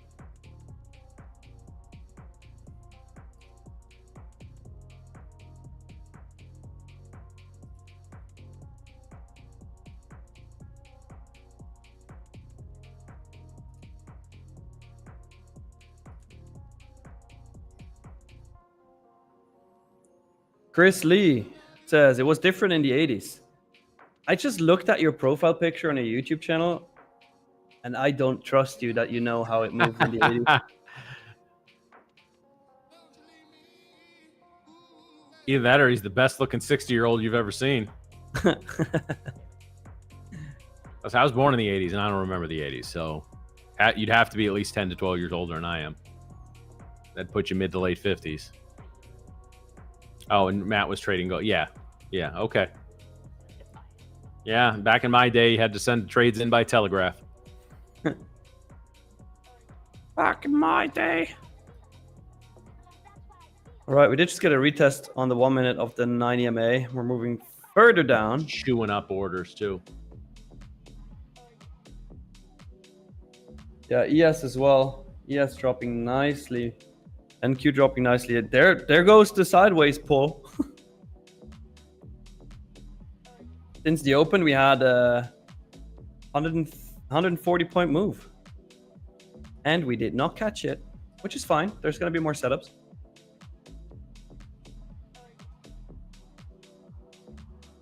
Marco's first ever trade was in 1993 by phone. That's epic. That's cool.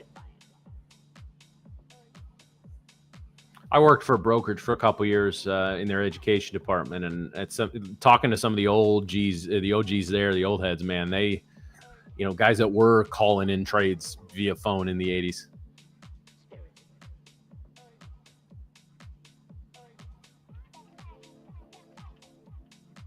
Or, in 93, you're starting to get into the era where people like really expensive proposition, but we're starting, not 93, but a few years down the line where people were finally starting to get. I remember one guy was telling me, he had a platform basically on a dial-up connection, and the platform cost like $500 a month to use, and this was just for stocks, obviously, and just the base commission for if you wanted to buy a single share of anything was $30, per side. So it's like it wasn't even economical unless you were trading thousands of shares. But yeah, equality one, we could hold it here. Previous week high is holding, but then all the ICT traders are surely loving that 5 minute fair value gap here for a short.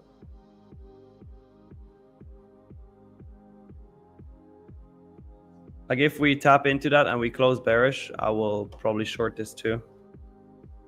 A previous week high is looking strong so far. That's very true. But I'm not the guy who catches a falling knife.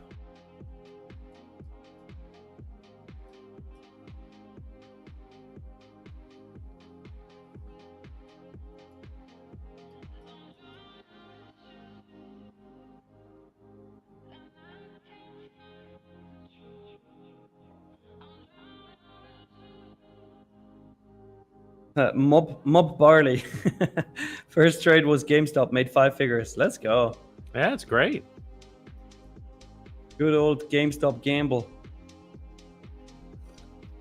You took Not my so money. optimistic for the people still holding that, but for those that I was always surprised when you see the comments online or in Wall Street Bet, like people, I'm holding for okay, but like you got 5 or 6 figures on the table right now. Like if that would make a big difference in your life, why would you not take that? You know, because we won 7 figures, Matt. Well, listen, if you're a long-term investor, that's different than being a trader. People think like it's all one. No, it's like.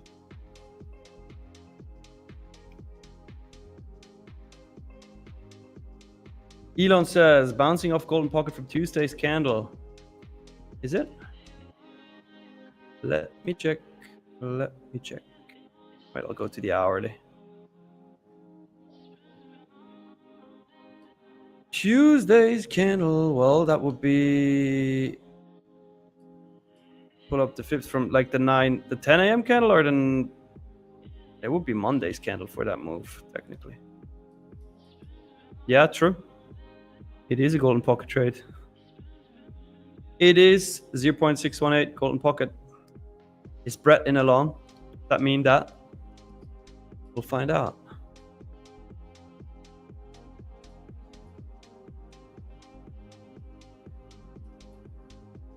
Boundless 777 figures, angel number. Yeah. I still like it more for shorts than longs, not gonna lie. But let's see. Need confirmation first.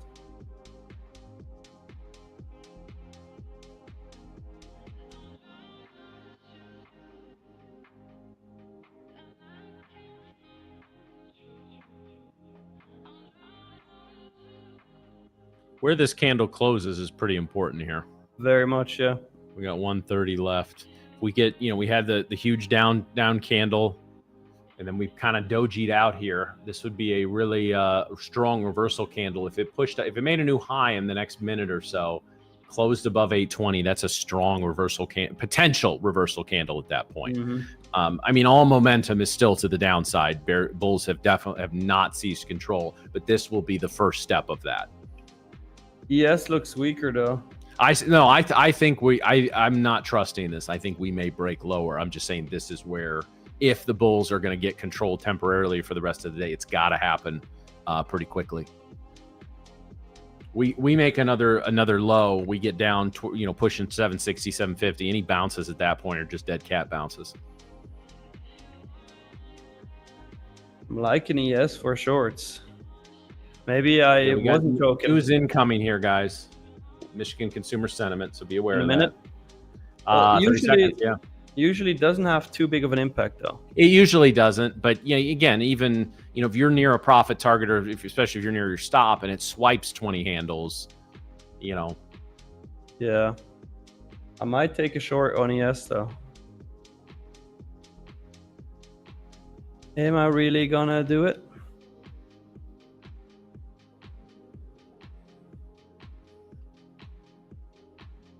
Oh shit, it did have an impact. I should definitely have shorted that.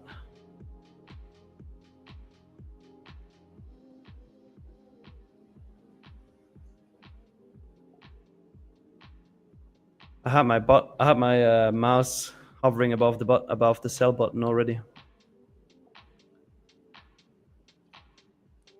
Imagine how bad that fill would have been on a market order.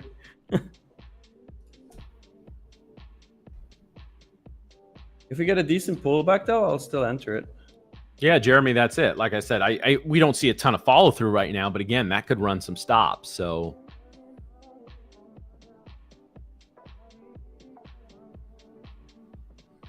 yeah, they got near the lows. They didn't quite sweep below it, but they got pretty close. Anybody who was playing a bounce there, I'm trying an NQ short here. Okay. Pretty. Yeah, decent stop. 25-ish points. See if we can push it further down.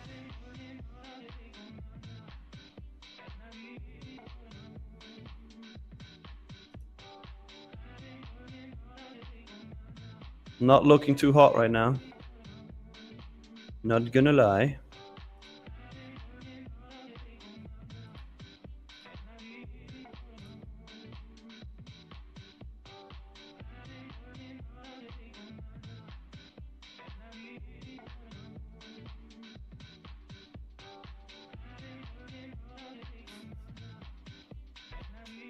All right, took me out. Find out. So it was a 25-point stop. Quick one.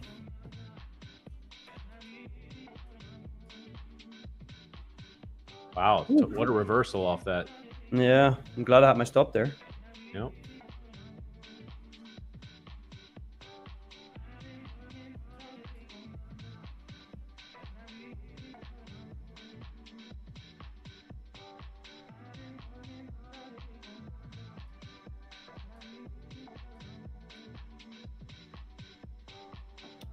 All right, so above the +1 or -1 standard dev band now, guys, but we're retreating. Again, where this candle closes is going to be pretty important. Just gave up most of that surge up we just had. God, this is going to settle into a tight range, it feels like. Yep. You don't want to see 4 or 5 candles in a row that throw up wicks to both sides or that can't sustain momentum, right? I'm still liking it for shorts. Just wasn't the best entry in this case. Could it be 10 a.m. reversal? Yes, could be.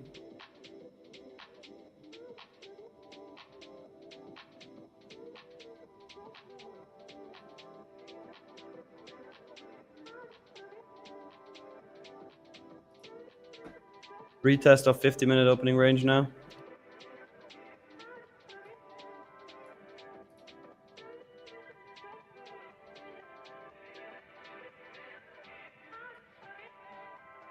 Big order on the board at 8:10. That 50-minute candle looks nasty.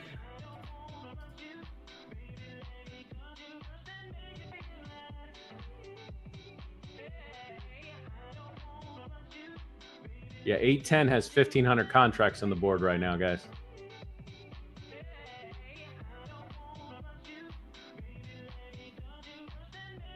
I love how everybody is always so sure about what's going to happen in the chat.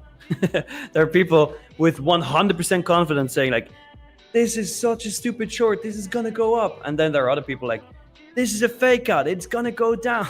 And that's exactly how the market works. Yeah.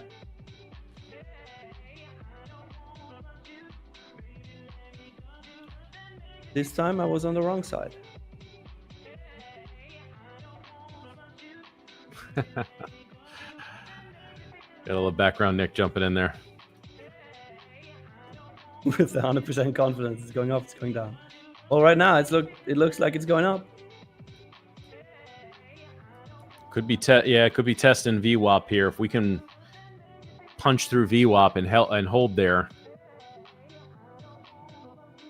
Yeah, it's strong though. Strong to the upside. ES a bit weaker than NQ, but both are pushing up. Gold just doing its super stupid thing. No big move on oil either. So right now focus on NQES. Hey, the basis. W. I told you I hope you make money. Congrats.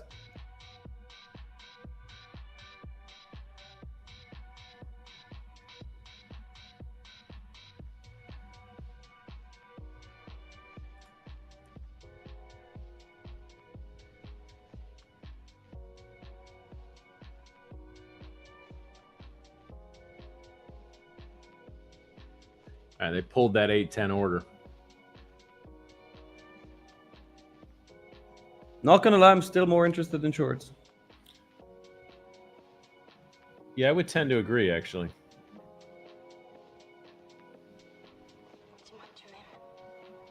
Especially if this candle closes, the 5-minute candle closes red.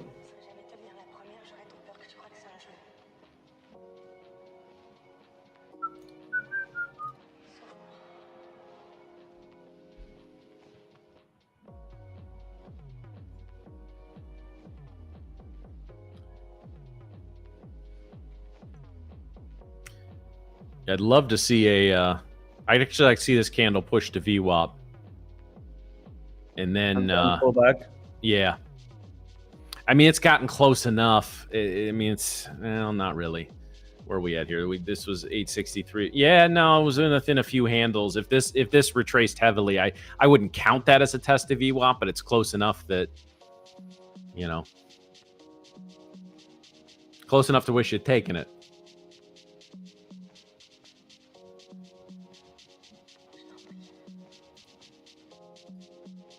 Like if this bearish candle, if this 5-minute candle closes bearish, I will take another short thing. You will. I absolutely will. That could be a nice move. I see Miriam's on a Machawaska retreat today. That's good. That's good. Good humor there. And which bottle of vodka is that, my friend? This is bottle of vodka number 2, but the first one was only filled half. So this was also only filled half, but I have 2 more on my floor. So you know what Russian calls half bottle of vodka? Bottle of vodka. One shot. One shot. One shot. One bottle, one shot. Well, I see we arrived at the accents now. Yeah, didn't take us long. It didn't take us long at all, no. I just can't stop it. You can't stop, yeah.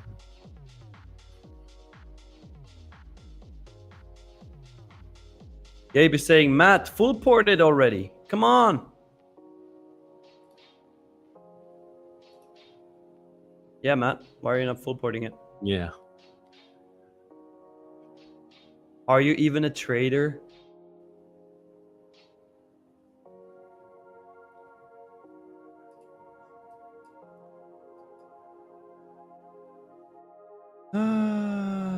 Yeah, the problem is if this candle turns out to doji or be a rest candle, it's in an area that we've had a lot of price action. If we're out on its own, we could use it as a breakdown candle at that point. But basic our 835, 840 central candles, basically very similar candles within that area. So again, we just kind of come back to, guys, price goes to support, it goes to resistance. It always also just goes to consolidation areas. And that's kind of where we're at right now.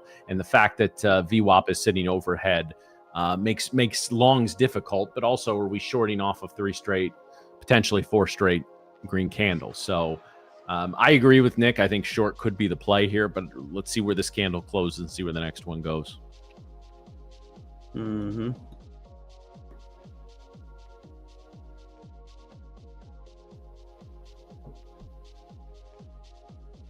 Yeah, but that looks too strong for my taste.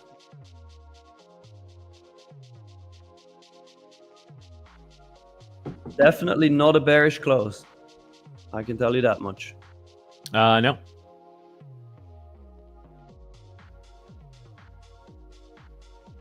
I do want to see VWAP tested. I want to see it tested, and I want to see it break a few points to the upside, and then a retracement. We're just banging our heads up here. Mm-hmm.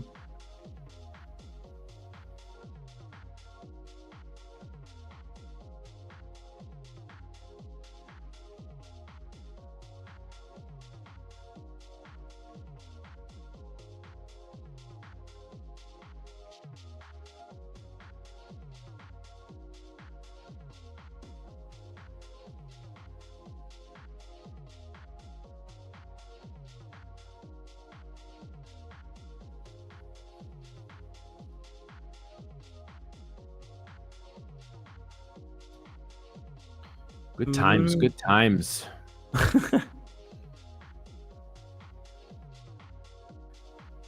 I see a great case for a breakout here, and I see a great case for a breakdown here. I swear to God, if this thing doji's out for like 3 or 4 candles, I'm going to throw something.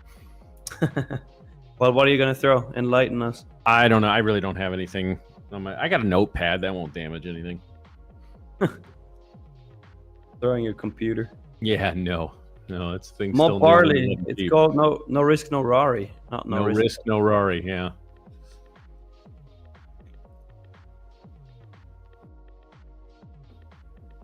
Yeah, 870s are the London lows as well, so it is a good level for a retest.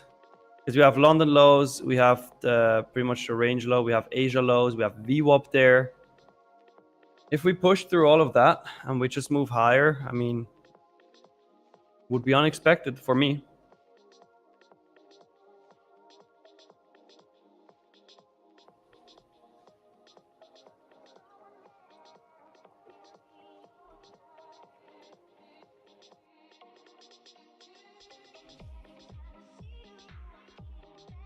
Yeah, this is what I don't want to see is a bounce off VWAP without actually bouncing off VWAP. The VWAP moves, guys, I've always found are stronger when they reject above, right? Like so for a short here. If we, I mean, we've almost bounced right off it. So, you know, if this thing runs down a couple hundred points, I'll probably kick myself for not taking a small position. But the strongest VWAP moves to me are the ones that break above, especially I throw a wick up here. I don't want to see us get up here to 85 or 90, but I would like to see us at least tick up maybe to 75 and then take us back below VWAP, especially if we get a wick candle and then we close below. Again, unfortunately, guys, you know, in trading, the more confirmation we can wait for, the better, you know, positioned we'll be. But again, this is not necessarily been a year we've been afforded the luxury of waiting for a lot of different confirmation. Living like chess, saying I have a fainting goat. When things go south, I go scare him and watch him freeze and fall over. I feel all better then. Love it. It's cruel, but I love it. We need a video of that. Yeah. Hey, please make a video. That'll be fun.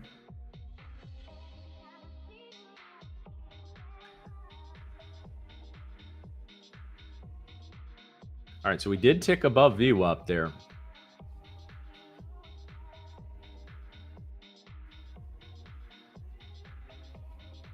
Robert, what's your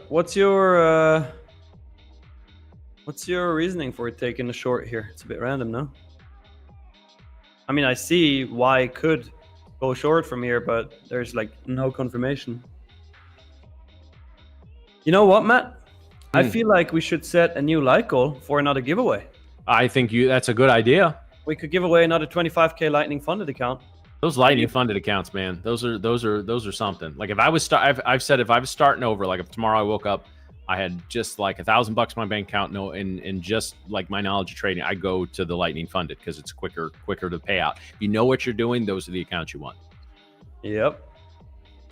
All right, so we're currently sitting at 362. Let's get the stream to 444 likes. Angel number. The 444 likes, and we're going to do a 25K Lightning funded marble race giveaway, okay? All right, there's our push above VWAP. Right as the candle closes. This is devious, too.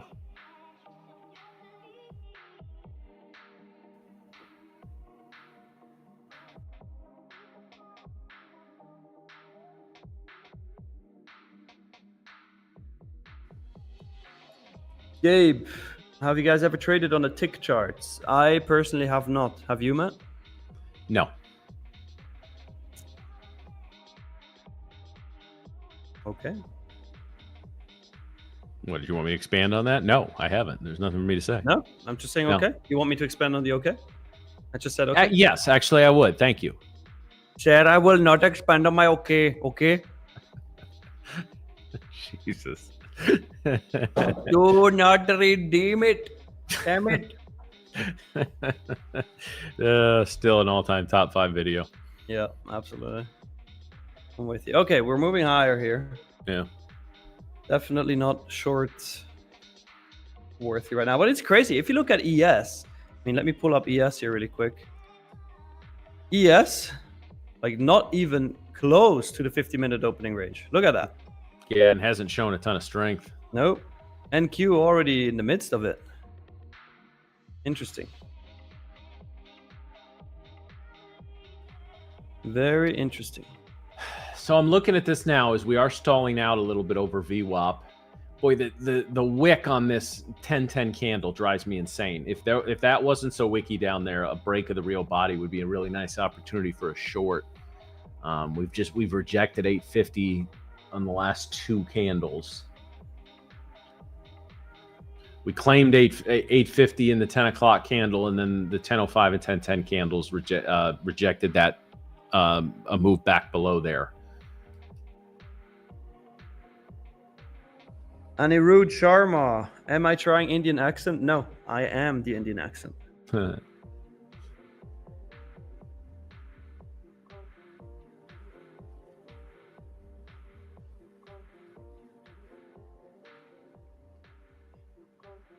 Yep.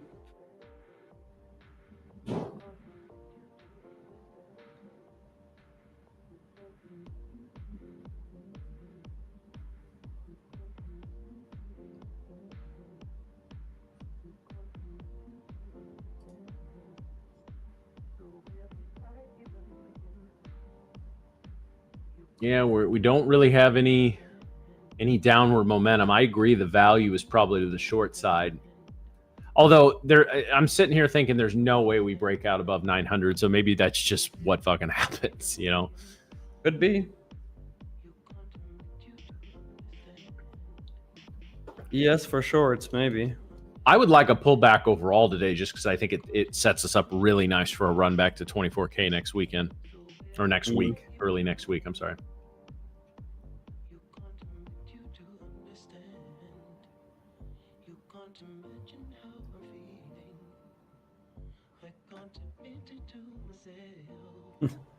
Living like chess. Yeah, you're right. I gotta shade everything like this, okay? How long have you been doing that?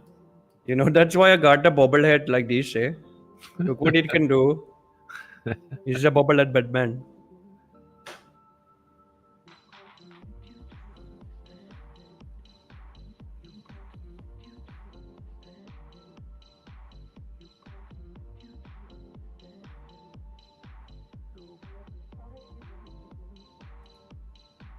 Boundless teaches me the proper head bubble. All right. I do like ES for shorts if we close this 5-minute bearish. Would this be my first ES trade on stream? Yes, it would be. Huh.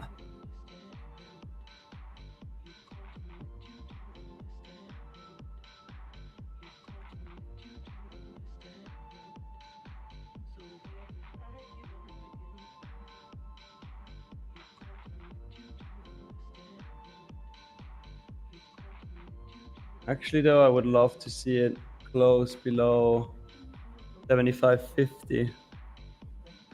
Probably not gonna get that though.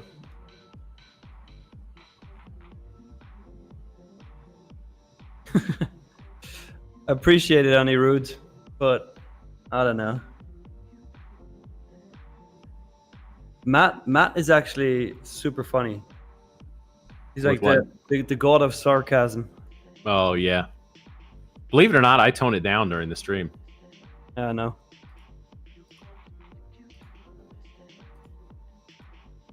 All right, I'll try an ES short once we close below 75.50. Not yet.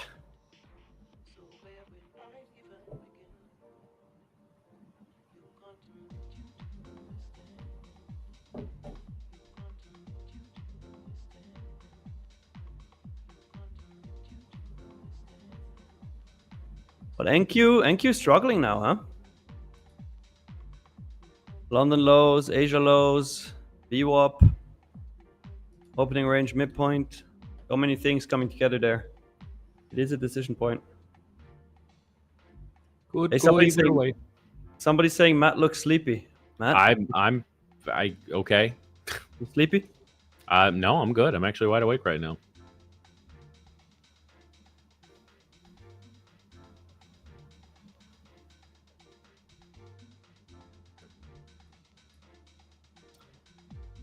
I do start liking it a bit too much for shorts. Everything.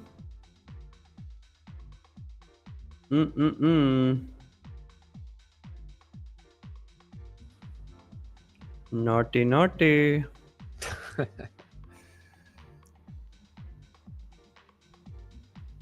All right. We're now below 75.50 on ES here.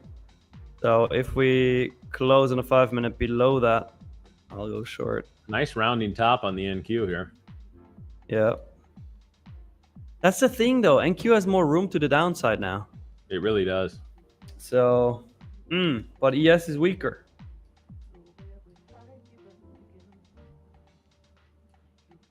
Well, there's still room for like 8-9 points on ES. Yeah.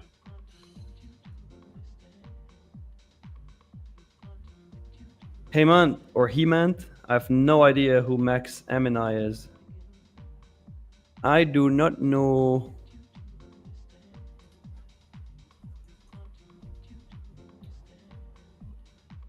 He's a comedian, apparently. An Iranian-American comedian. Okay. Okay.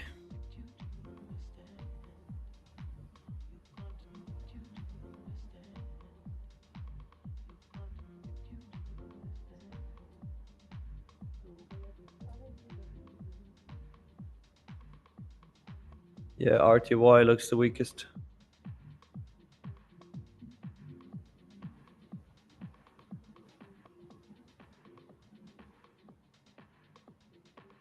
Russell Peters? No, I haven't seen either. Have you, Matt? No.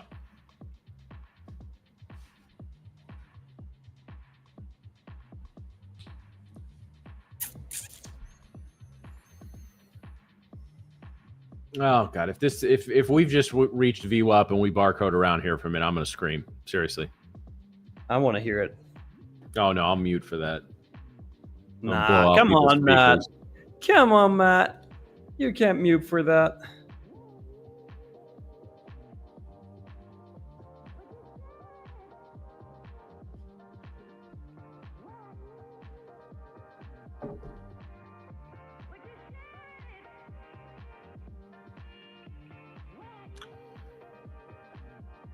ATR and DevWidth looking pretty good for moves, so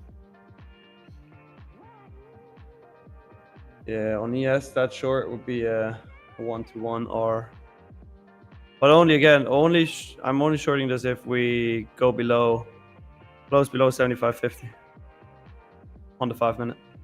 beautiful rounding top, and then on the NQ, and now we're going to throw up a big wick to the downside if we close back above 60 or above VWAP here. So again, this is you're getting, it was looking like a beautiful setup for a short. No, I do not have a mentorship program. Well, you do kinda. You have Tradeify TV. That's true. Yeah. No, I did the education thing for a little while, and I got out of that business. It got if I ever did something again, guys, it'd be like a small community or something. I never have the desire to go back and do some of the stuff I was doing before. It's just education is kind of phased out of that phase. We closed right at 75.75. So I'm not shorting this. I said 75.50 is what I need to see. Not in shorts. If this plummets now, I'm gonna be so pissed. All right, Drew. I feel like we're ready for the 25K Lightning funded marble race. Are we?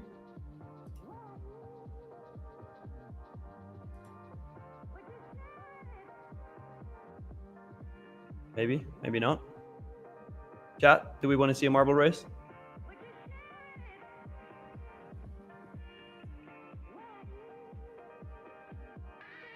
Hell yeah, we want to see a marble race. Well, it seems like... Oh, wait. Drew, you're right. That was dumb. I never gave the keyword, did I? Chat, did I give the keyword? No. Oh no, of course I didn't, because we're at 432 likes. We need 444. So, chat, if you haven't already, smash that like button really quick. It's free, it's fun, and if we get to 444 likes, we're gonna do a marble race for a 25K Lightning funded account. So, smash it. Sorry, Drew, you're goated. You always know that stuff.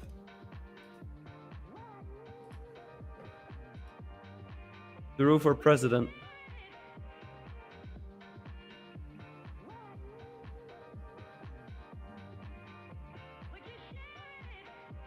All right, we got the like counts now. So, guys, if you want to participate in this giveaway for a lightning-funded 25K account, all you got to do is like the stream, subscribe to the channel, and once I drop the keyword here in a second, only type it once in the chat, not twice, not 3 times, not 4 times, because you are going to get disqualified, and that would suck. So, since the like goal was 444, the keyword is angel number 444 for Miriam. One word, no spaces, just angel number 444. Pretty accurate, right, Matt? That's what Miriam sounds like. Yeah, very much. Yeah. Yep. It's like she's still here. Right? She's our angel. The TTV angel.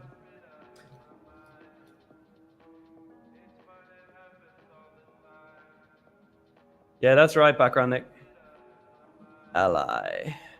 Can you say it, Matt? Yeah, she's definitely not an ally today. Love it. I love it. Los Ángeles, sí, señor.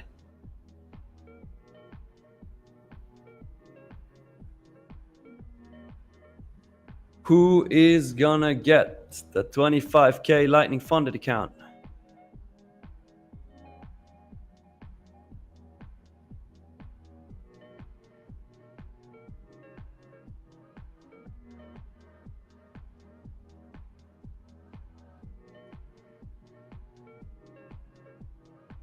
Let's see. Aww, plays with fire. Me, because you're my angel, Nick. Aww. Careful, could be a stalker. Well, aww, Mr. Stalker, so cute.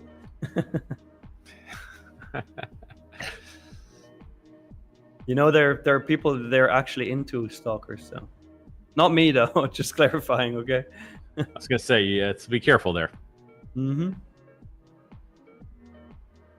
Back above VWAP here, guys.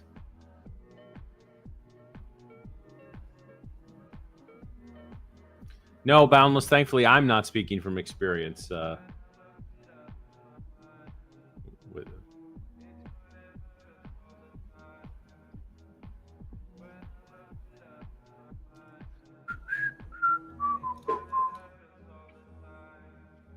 Yeah, we are not moving much. Well, crazy, like the difference between ES and NQ, again, big. I felt like 3 candles ago I could have made a really good case for a short and a really good case for a long. I don't feel like I can make a case for either right now. No, right now it's just the sideways action. The Tradeify TV barcode looks I swear to God, what was the first thing I said to you when we logged in this morning, Nick? I said, man, if this barcode's today, I swear to God. Well, I said we have the Photoshop competition, we have the AI competition, we have the accent. We got everything. Mr. Mac Entertainment, what's up with the giveaways? Well, nothing. We're just doing them. So you can get a free account. And make some free money. Free money. All right, Drew, let's pull up the marble race and then let's race. For a 25K Lightning funded account. Whoever wins the race, whoever crosses the finish line first, is gonna get some free 25K Lightning funded account. Just one, actually. All right, let's drop him.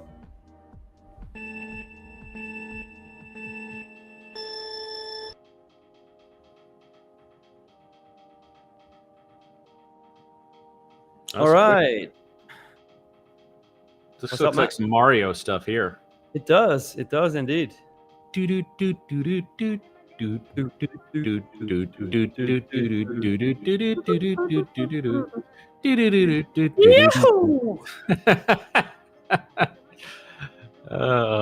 me, Mario. All right, background Nick is short up 56. I like it. Not gonna lie, I like it.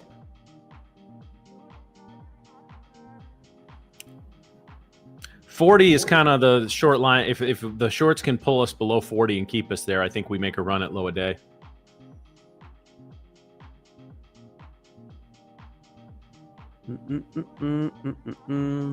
All right, who's winning that race? Let's see. Oh, everyone's getting thrown off right now. Yeah, people are getting eliminated. You're gonna get eliminated. Hey, has Miriam always looked that grumpy on her P&L photo? Or did Drew just change that? I think they changed it. Love it. He's just pissed because she's not here. Yeah. She's jealous. She's jelly. Melissa Wiggins in the lead. Germs in the lead. She's probably not. Wherever she is, she's probably sleeping in today. So I don't think she's jealous of anything. The marble indicator needs a W. That's true. We're 7 points up since we started the race. So Melissa Wiggins still in the lead. Oh, she yeeted into the finish line. It is actually this is like a Mario thing going on here. Yeah, it is, with the pole in the end. Melissa Wiggins, you just won a 25K Lightning funded account. Congratulations. Make sure to type something in the chat. She already did. She already typed in, so good to go. Let's go. Nice. We love it.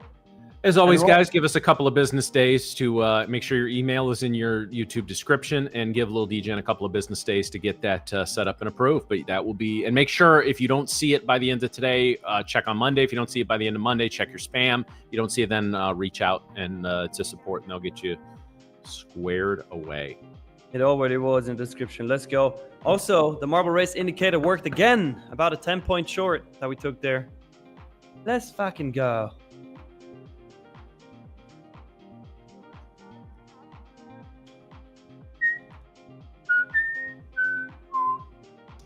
Can we get the shorts now?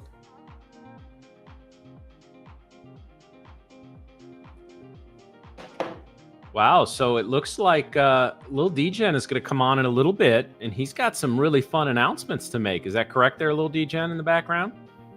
He said so, yeah. Wow. I'm looking at it right now. We get exclusive information here. This is pretty big, guys. This is fire. Wow. Why does he get to announce it? Yeah, because he's Lil DJen. He's Lil DJen. You're right. Yeah. Wow. Is this the first place this is being announced, Nick?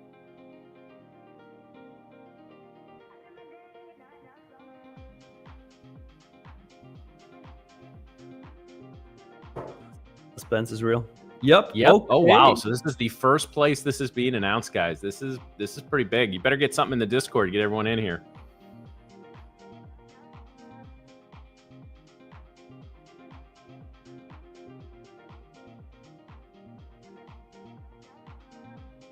Leia announced what? Well, you're gonna hear it from Little Nicky. If we announced it, then it wouldn't be an announcement. In you know, in a bit of time, you gotta stay. Okay, we'll get him in here in a little bit. Well, oh, he's already giving a teaser here. The live program getting a little bump. A little bump? What are you talking about, Nick? That's a big bump. You definitely want to be a live trader after that.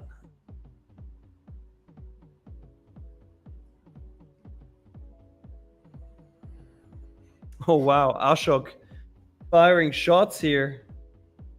But Ashok can fire shots. He's at 925 XP. Is he going to be the first person to cross 1,000 XP? I thought there were caps on that. They've changed the caps. I thought like 3-something was like 350 was the cap or some shit. Yeah, no, there was never a cap. But as said, it depends how long you've been in the stream. Hey, that's incredible. We got 2 5-minute candle closes at 475.75. And I said I'm going to take a short once we close at 475.50 or lower. So that's incredible. Yes, playing games.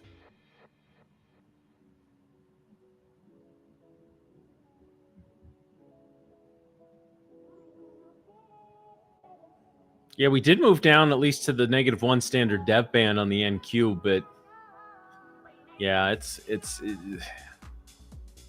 this price action sucks.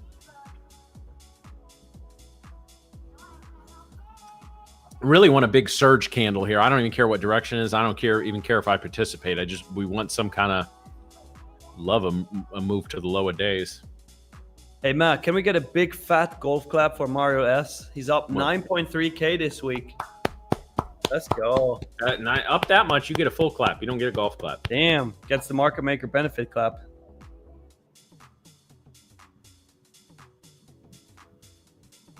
Well, Ashok, you gotta stay longer and type more. You're gonna cross 1,000 XP. You're gonna be the first person in Tradeify TV history to cross 1,000 XP. Also, see how many steps are you at for today? Are you gonna cross that 24K mark? Do I really have to wear black tea today? We'll see. We'll find out.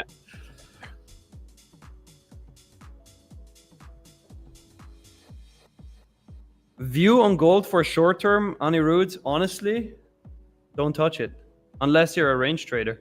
Then gold is kind of like a dream right now. I mean, look, I'll pull up gold here on the 5 minute. This is incredible. I mean, I took 2 L's here on the wrong side of the range. But we're channeling here on gold. Okay, you see this? This is kind of like, yeah, more or less a channel, more or less a ranging channel. So nothing I'm gonna trade. I think this fucking sucks. But if you're a channel trader, if you're a range trader, I mean, you might like this. So yeah, something like this probably. We'll have a breakout sooner or later. Not gonna touch it until then.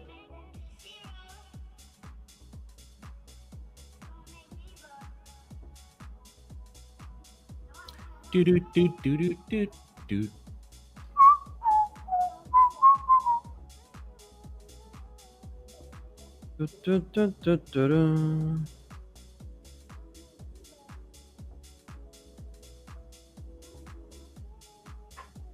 Leia's already done 12K steps today. Does that? Yeah, you gotta. You should have hustled Nick on that. Then you should have made the same bet with him, and then quickly got another 12 in, and then sent it to him. Boundless, what do you mean? Could C get 12 and you do 12? What are you, man? Like a couch potato? Gotta do 24. 24,000 steps. I'm at 13, so.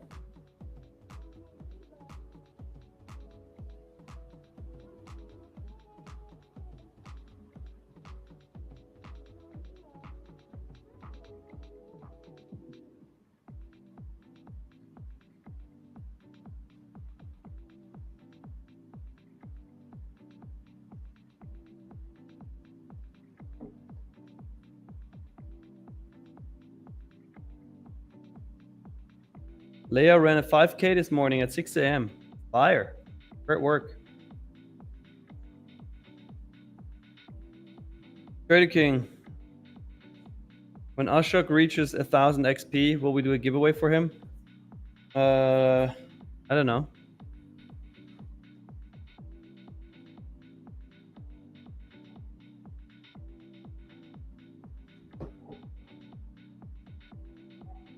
I don't know. Well, McLovins, just happy if I get 1,000 steps per day. Is that a health-related thing? Or are you just lazy? Please enlighten me. I need to know, because otherwise I can't choke.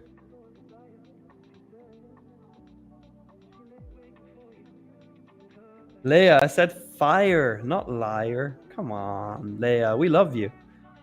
Fire, fire, fire, fuego. Yeah, we've seen Leia rocking out, man. If you talk shit to her, she's gonna come to Switzerland and body slam you. Wait, she is in Switzerland, no? She's in Sweden, I believe. Isn't that the same thing? Ah, yeah, there you go. Wow. Now Leia, now you need to beat his ass.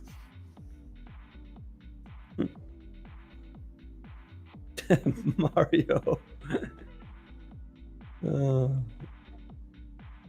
Hey, Robert, just because you made your money, you can't just leave. I mean, come on. You gotta stay here, Robert.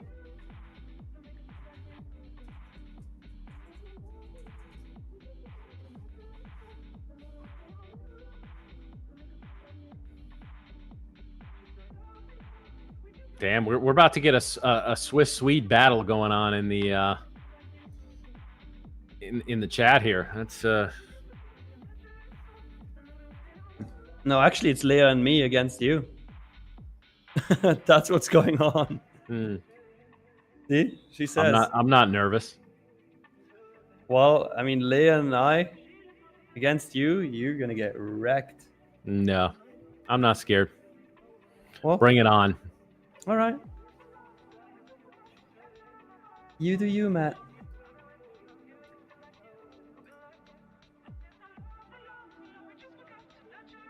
Yeah, I like it for a dump, Nick. I like it for a dump.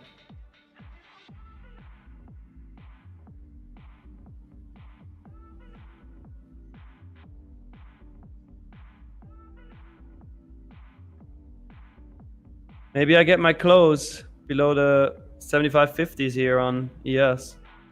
Then I'll join on that dump. Although NQ still has more room. But I don't like it on NQ. Yeah, not really a liquidity edge on Bookmap right here. Although there is a couple orders underneath. If we run through 825, we're probably going to see 805 to the 800 level. I mean, it's a move down. It's a slow grind down. We've twice now in the last two candles rejected the -1 standard dev band. I would want to see a break below 25 for me to think that they're making a run lower.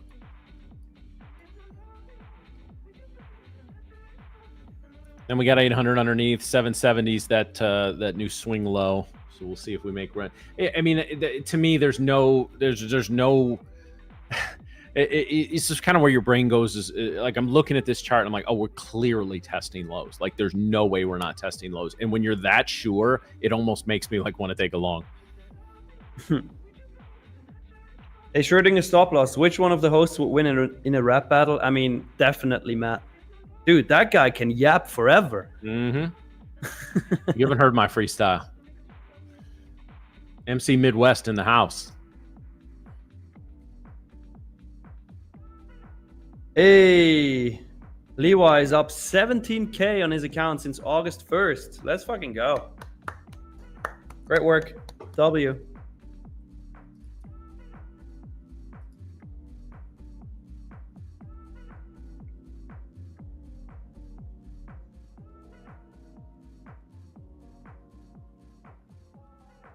WWW.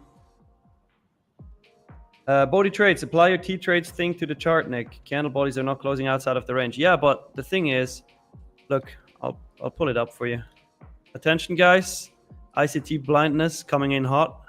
White background. Ouch. Bright light. All right, look at this. So basically, Bodhi, we had a candle 2 closure, right? Here on the 1 hour, we ran this 1 hour high here. We ran it, then had like an ideal candle 2 closure below the wick even, and we are still respecting the 50% equilibrium of that candle 2. So we're still in a T trade setup right now. Is it ideal? No, absolutely not. But that's why I still say it's interesting for shorts.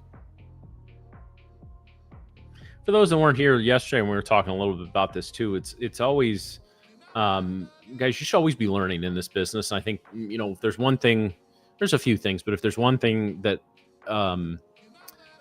a lot of traders I've talked to who are so much better traders than I am will tell you is the same thing. They'll never stop learning. One of the best day traders I ever saw worked at a company I was at about 8 years ago. Very secretive guy. I still don't actually know who he is, but I sat there and watched him make about 5 to 6 grand every single day on his stream.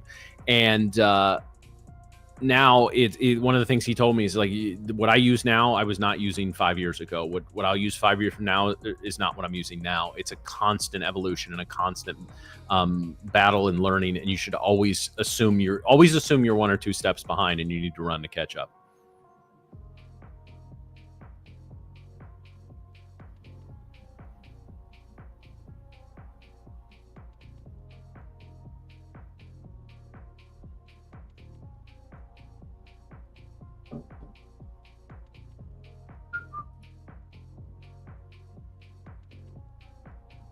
There would have actually been a short entry on the 3 minute, but I missed it because I'm not usually looking at 3 minute charts.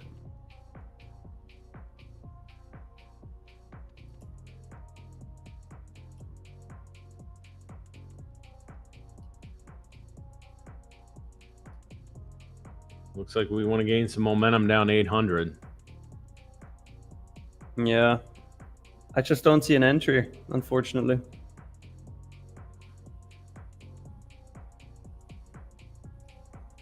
Unfortunately, I mean, if you enter here, you would need to have to stop above 80. That would suck a bit. Yes, that is too bad. That is very bad. I do not like this. Okay.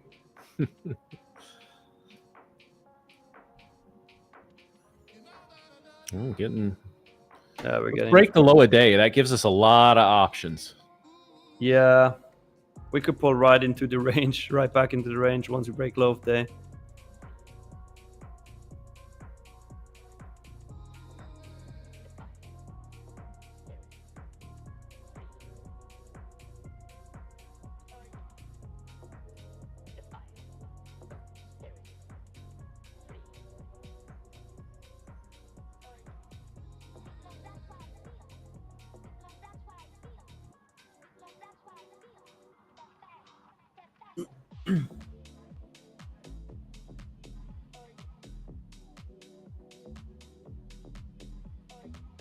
Yeah, Robert, I understand why you took the short, right? I said it even on stream. I said I understand the logic, but there was just no confirmation for me. Yeah, guys, part of trading is knowing that, like, really having a strong sense that the markets are going to do something, watching them do it, but not seeing a setup and not getting it, right? Like that's one of the tough. That's one of the final bosses. That and scaling out of winners are two of the final bosses of trading for me. Consistently profitable day trading. So it's one of those things. It's like, you know, you can sit here and say, I told you guys, rounding top, I was looking for an entry and just didn't quite see it. And that 925 candle or 1025 Eastern is really what threw me with that other test above VWAP and just sort of dojied out. At that point, I thought the move lost its edge. Now, I was not right. And again, that's part of trading, because you're going to be wrong every single day, many times. Some people can't handle that.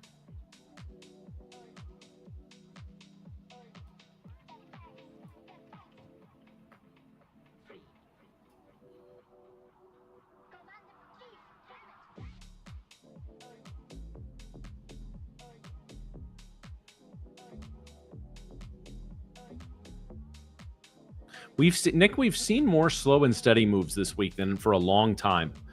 Usually the moves we've caught or the moves that have been, you know, quick, sort of, you know, violent or high velocity, as people will say. And yeah. Like this week has been largely the exact opposite. Yeah, true. That's I guess welcome to trading, right? Yeah. Oh, without a doubt. Yeah. Never consistent. Never the same thing.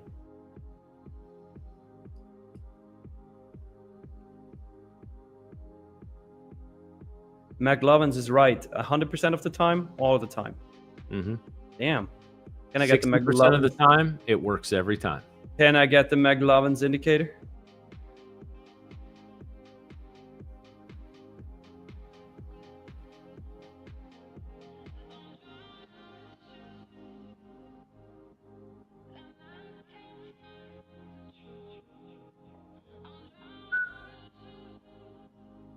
Matt, did you see Slack? Yeah, sorry. Yeah, I'm good.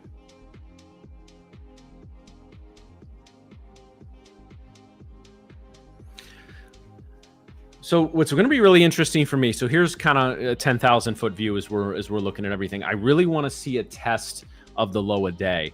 I would probably play, I don't want to say I'd play for a bounce off that level. Again, I'm looking at, tell us a cool story. What do you want to hear, DJen? I got stories. Probably most of them aren't right for the stream, but I got stories.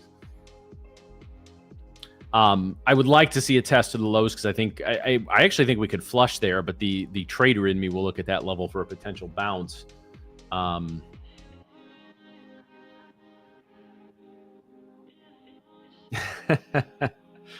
Lil DJen doesn't lack for confidence. I'll give him that. You do see we have some liquidity layered up under here on Bookmap. Pretty big order at 95. So we'll see if that's an area that we move to. 900 plus orders sitting down there. And again, we've seen these orders popping in and out all day, and not a one of them has been filled. So as far as the chart goes, oh, I didn't want to do that. There we go. Yeah, we're throwing up some tails here. If we pop back above 827 to 828, could see a VWAP test on deck. I tend to think we're moving to lows here. But like these candles here, guys, and come in, like this is probably the most definitive candle in the run from here to the 1035. And I wanted to see a little more. I actually wanted to see a little more strength above here, and that quickly rejected. So it just kind of caught me off guard a little bit. Yeah, but Leia, you're doing right, and this is a conversation you and I have had on this show many times, right? You don't no setup, no trade. End of story. It can be the most sure. You can be so sure. That's the toughest part, guys. Like you can be sitting here, like I know this is where we're going, and watch it do it and not get a setup, and then by the time you get in, the move's over, right? Like we've all done that. So yeah, just be. Berger, where can you get little DGen signals? He runs a $5,000 a month Discord. He requires a DNA sample, and you have to pledge allegiance to little DGen every morning.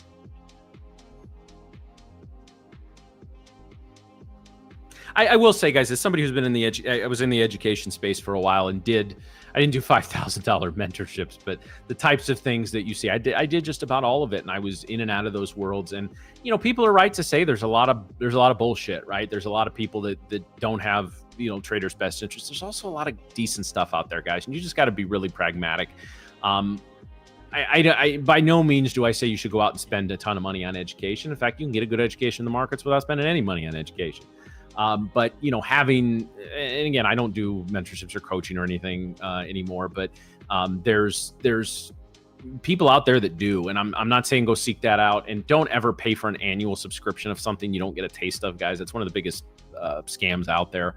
No, it's only $1,000 to pay annually, and I've paid for coaching sessions that lasted a lot shorter than I thought they were going to be, and 12 years ago I was like you guys, looking for any kind of edge. And frustrated when it didn't happen right away.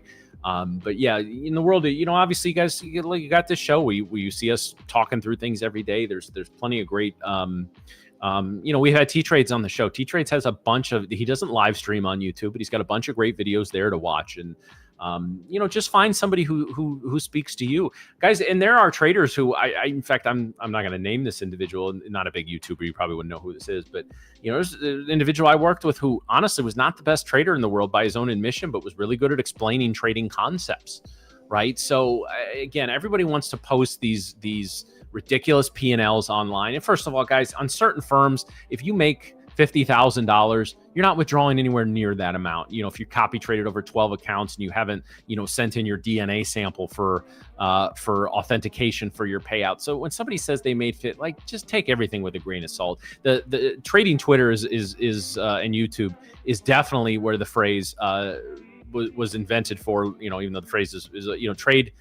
Don't believe anything you hear and only half of what you see, right? And so it's so easy, guys, to get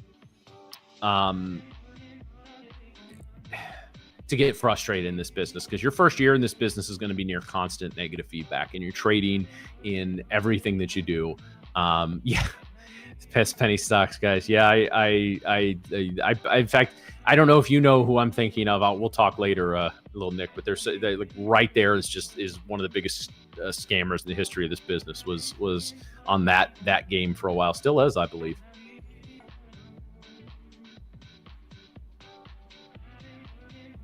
Yeah, Nick is fired. Actually, he is. Yeah.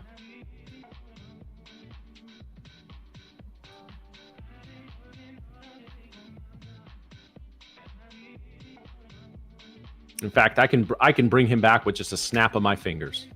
There he is. Ooh, what timing, dude. Yeah. Thank you for rehiring me. That was no problem. No problem.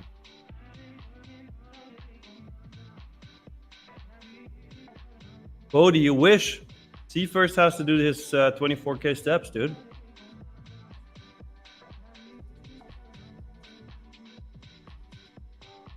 D, how many steps are you at?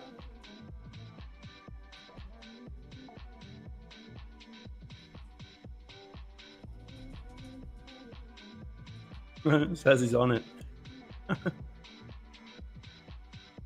That's kind of funny question, OC Trading. Any sales for Tradeify today other than the 35% off? Dude, it's fucking 35% off. Like, come on.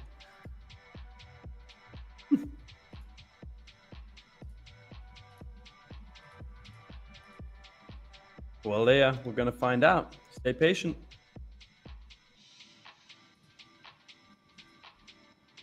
We do now have, attention ICT traders, a nice 5-minute fair value gap to the downside on NQ. So maybe we get an entry.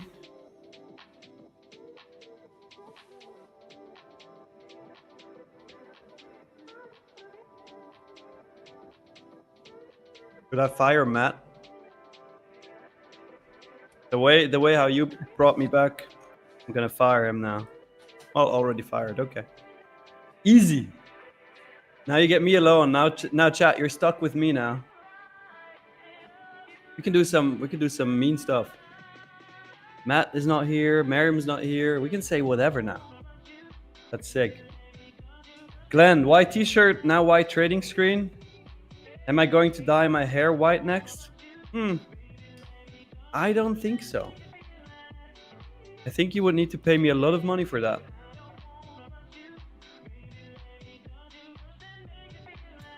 OC trading, in regards to Brett's X post yesterday. Yeah, there will probably be something.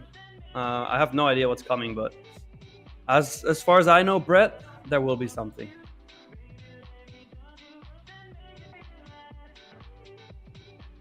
That's actually a great question, Odinzu. What's the longest anyone has kept a Lightning funded account without payout or blowing it? Background Nick, do we know? What's the longest time anybody has ever gone with one Lightning funded account without a payout or blowing it? That would be really interesting. Miguel wanted an Indian accent. Okay, I can do that for you, Miguel. Okay, but you Spanish, no? Why you want Indian if you're Spanish? All right, I'll stop now.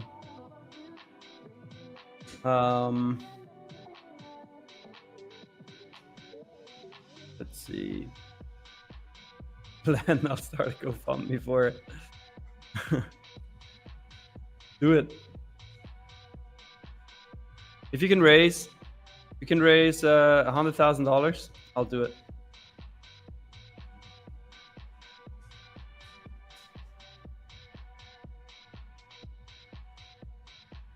What we got? What's my nationality? I'm Swiss. Switzerland, oder?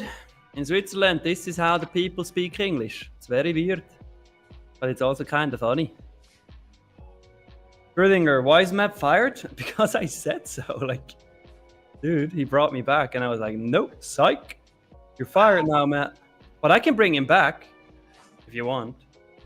I can just clap with my hand twice, and he'll reappear.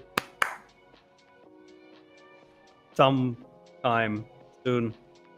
When Drew plays along. If it doesn't, it's just weird. Thank you, Drew.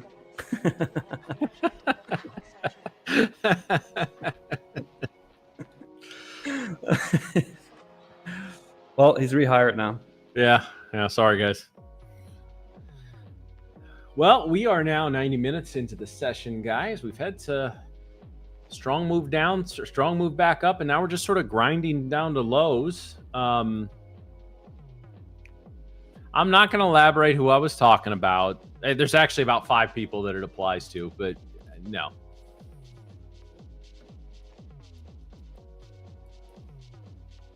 Do I trade CHF pairs? Nope, I don't.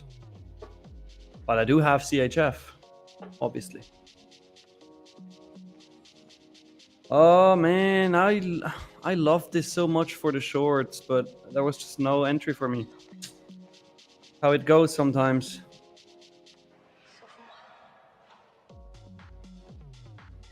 Have I ever been to the USA? Absolutely, I have. I think like over 10 times by now. I can confirm. True. I met Matt in person, and Miriam, and Background Nick, and Brett. The only person I haven't met on the team is Drew. I don't actually think he's AI. Real. He's not Yeah, real. I think He's AI. Drew is not real, right? Yeah. Drew is a myth. Jeremy saying, "Hey Nick, my neighbor is getting seriously pissed at your Indian accent. He says it sounds like his mother-in-law. Any chance of a heads up before you do it? I can turn the volume down." You're giving some poor guy trauma. Oh, man. Jeremy, what is your neighbor's name? Tell me his name. Yeah, what's his name? We'll get Nick to come out. Yeah. No, we were not at the NYC meetup. I think we're pushing for just a Tradeify TV meetup. So we'll see if we. Well, can I heard there's something going on in London. And London is pretty close to me. Just saying.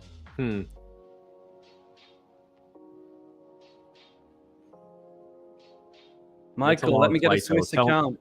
Tell him to bring back the Concorde.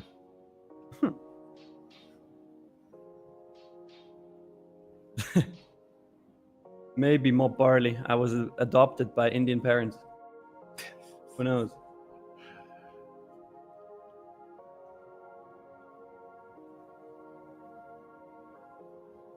He says, "Tell you it's Gandhi." Yeah, I somehow don't believe that.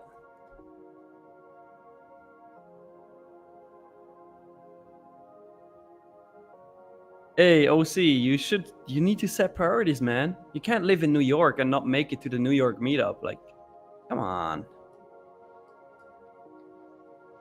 Well, DGen, we got to get the Tradeify TV meetup in Chicago, though.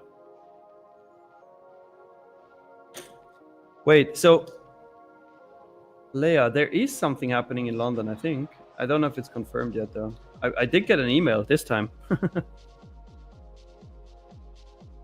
Let me check. I did get an email on the 17th of July. London meetup, you in? Yeah. I don't know that we can let Nick loose in Chicago, though. He might try to like base jump off the Sears Tower or something. Oh, the dates are not confirmed yet. That's what's happening.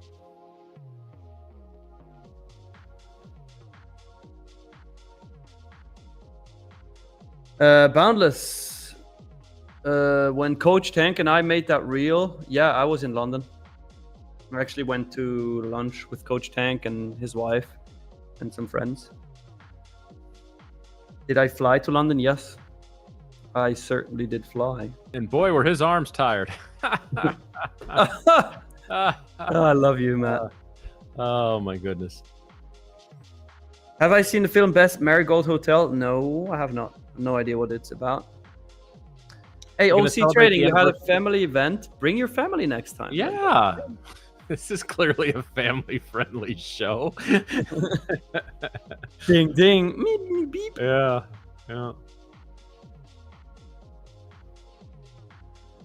Yeah, Mario, that's not an excuse.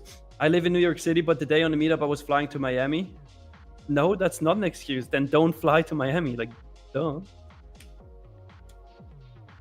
You just ditched because you're the market maker. Yeah. No, Leia. When we finally do our Tradeify TV meetup, we'll have you and your band like play us in. Like you'll rock us out when we take the stage. That would be sick. Just the opening bell sound. I bet we could get a good turnout for doing a live show somewhere. Boundless. How was the food in London?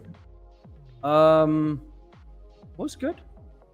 I didn't have anything way different than I usually have. I had steak, so it was a good steak. Wasn't there that saying about the Brits? They spent, hundreds of years conquering the entire world for the spice trade, and then they don't use any of them.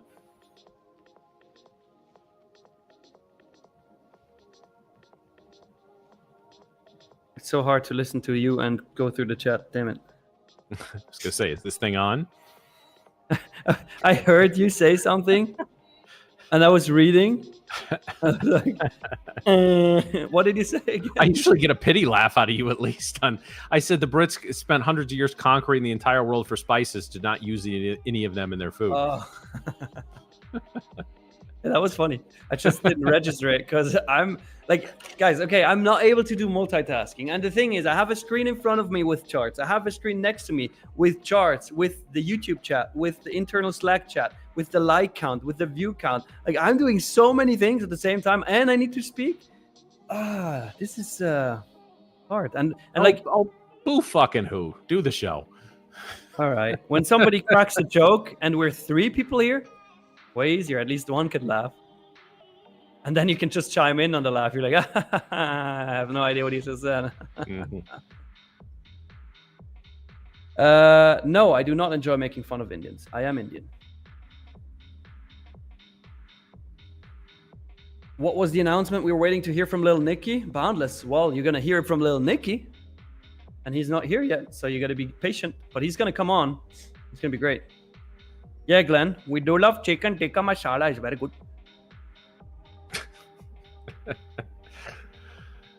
OC Trading, where's Miriam? It says under your P&L. See, I'm down $505. Matt is in no position, and Miriam is in her machuasca retreat. Oh man, that's got to be a machuasca. Like we need to create that. Like those yuppie sups that pay for crap like that. We could charge like $1,000. Like that'd be a bigger scam than a $10,000 mentorship. Embrace your inner machka. Dorji. Yeah, I mean the previous 1 hour candle. Woof. You see that? Like let me pull it up here on the chart. It's actually funny. Previous 1 hour candle is crazy. Showing we're gonna go get more downside. I just didn't have an entry. Like the only entry would have been the marble race indicator.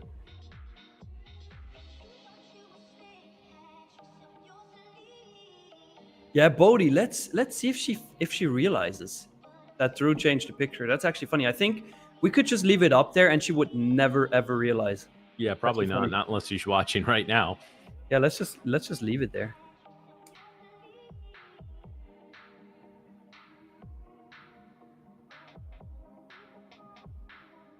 Make an AI video of Miriam in the machuasca retreat. All right, I'll do it. Oh no, Nick it is. I gotta get a good picture of her though. Wait, I can go to Instagram, right? Let's see.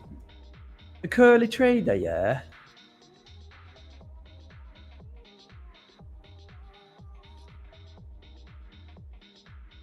Let me find a good picture.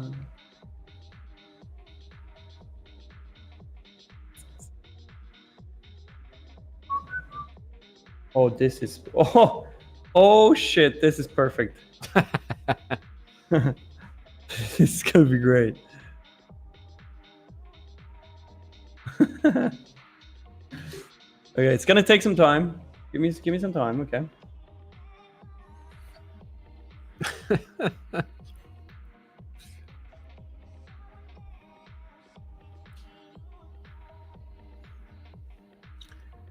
Yeah, now we're kind of stalling out down here at about the 800 level. Bears can't really take us much below that. Might be a nice. Gosh, I wish the +1 or -1 standard dev wasn't right above the price action because I'd love to see a move back up to VWAP. Break of 820 to 860 might work. Let's see if we get up there.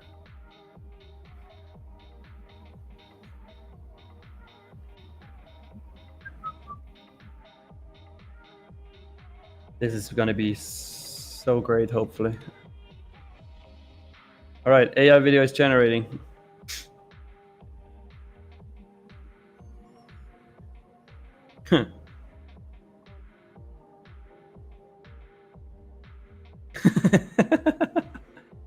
Did you see Wildberry's comment? I did, yeah. Oh, we would have gotten canceled by the Karens long before this. Gotta love the Karens. Hey, Schrödinger, that is actually funny. Rotate her picture 1 degree a day until she notices. That's great.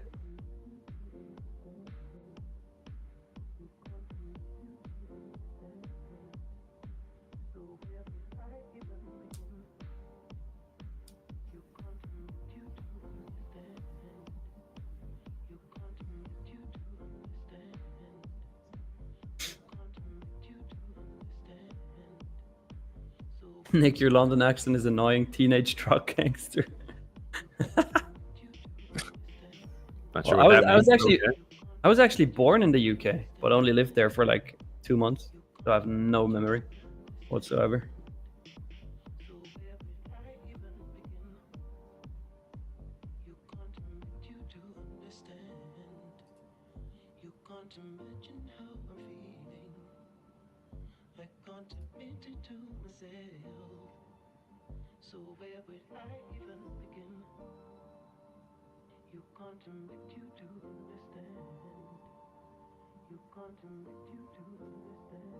Matt, funny enough, I cannot do. Oh, that's another Matt. Sorry, a Matt in the chat. I can't do an American accent. I can't do it. I can do a great American accent. Yeah, yours sounds pretty solid. Where are you from, Matt? Yeah. It's a perfect American accent. I'm actually Australian. I just do an American accent. Good day, mate. That's not a knife. This is a knife. A knife.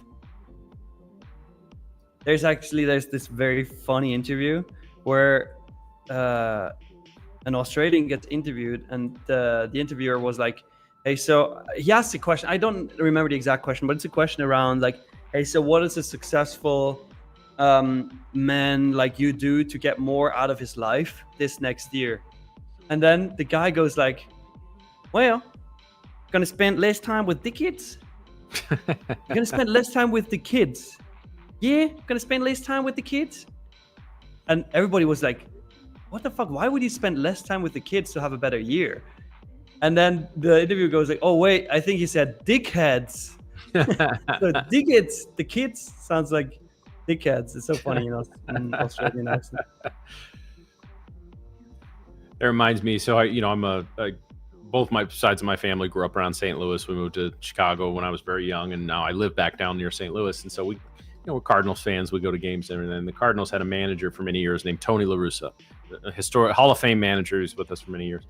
And he never moved. Like, he managed in a lot of different places, but never moved from Southern California, and was married. He's been married the same woman for like 50 something years. And they asked him, he says, you go to spring training in February. You're not back till, home till October. You maybe by your own admission get home 2 to 3 times during the season. Occasionally his wife will come meet him on the road, whatever. He goes, how have you maintained a marriage, for 50 years when you're gone essentially 8 months out of the year? And I don't remember if it was him and his wife answers is, we maintain the marriage because he's gone for 8 months out of the year, not in spite of. So that's kind of where you were going with that.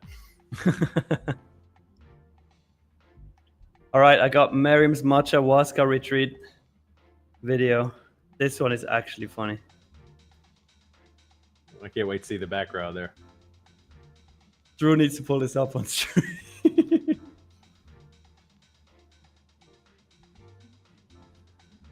Yeah.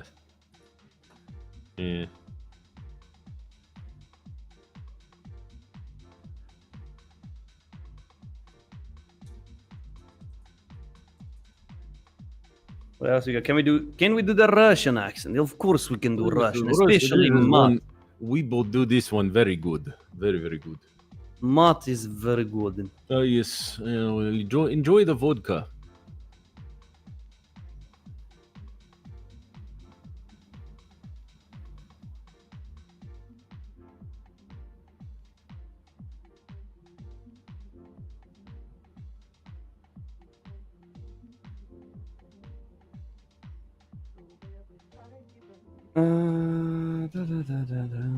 Sim says he only here for Russian accent.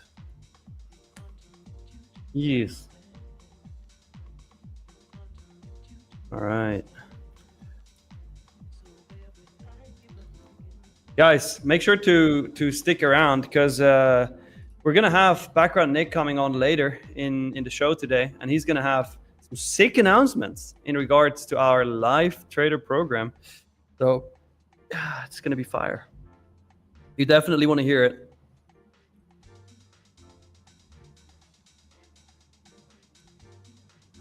We should for today. He should have to have his cloak on if he's going to come on the show. Little D-Gen, we want you cloaked up for the show. Absolutely. Yeah, starting to pop up a little bit here out of the +1 standard dev.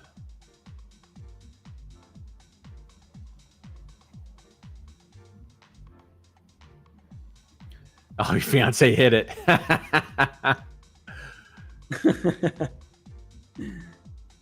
Well, I thought she made you store it under the bed.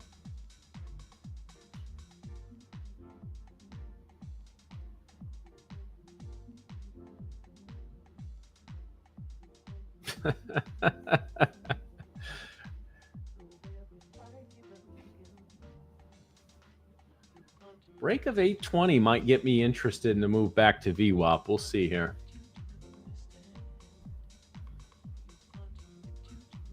let's see.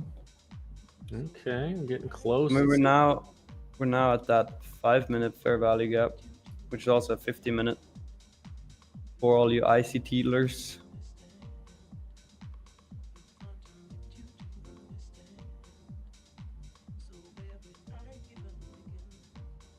Sam, are we taking positions on our personal accounts today? I already did. And I just took one along here at 821. Nice. Playing for a move to, say, 855. Stop set. Probably set a. I'm going to set a pretty tight stop on this one. We're going to keep this stop at about 20 points. I'm going to set it about 805. 805.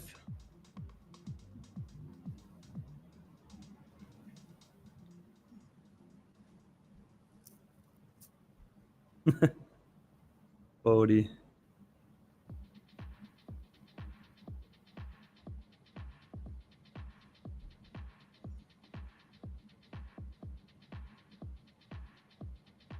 And I'm not going to adjust anything, guys. It's going to be what it's going to be here. This is going to hit one or the other.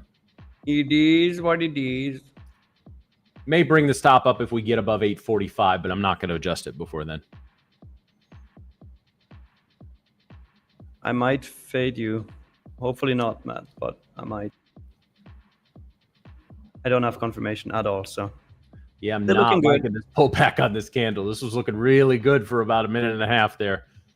Mm-hmm. Everything's on the screen there, Bodie. Bodie, Bodie, Bodie. Oof, that was looking really good for the first 30 seconds of the trade.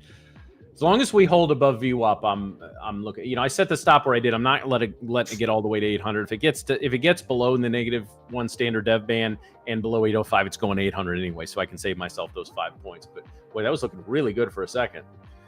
Wonder what happened. Let's just pull this. I'm gonna pull up the book map in the background on this. Keep an eye on it.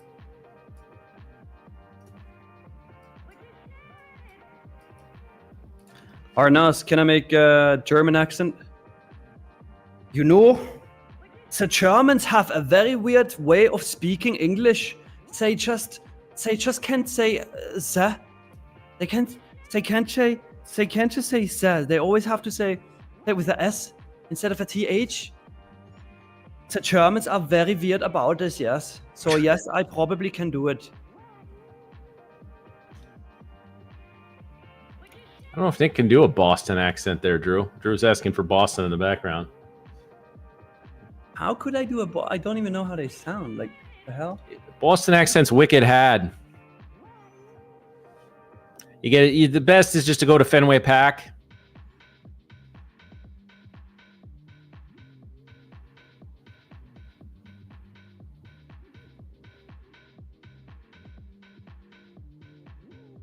Oh, there's that real. Wait, I'll show you. Yeah, good man hunting. How you like them apples?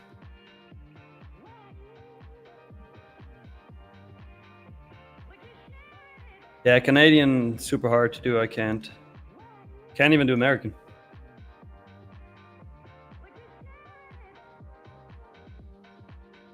Oh, the trade is recovering.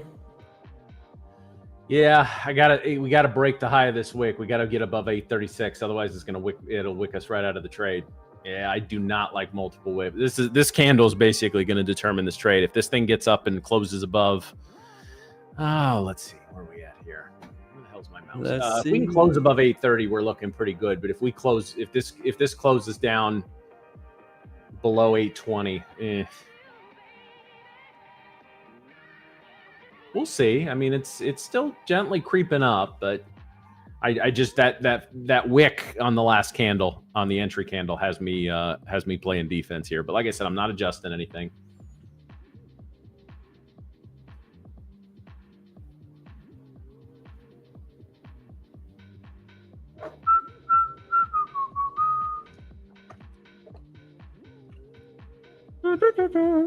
Bet y'all can't do a Nigerian accent. That's one I'm not going to try.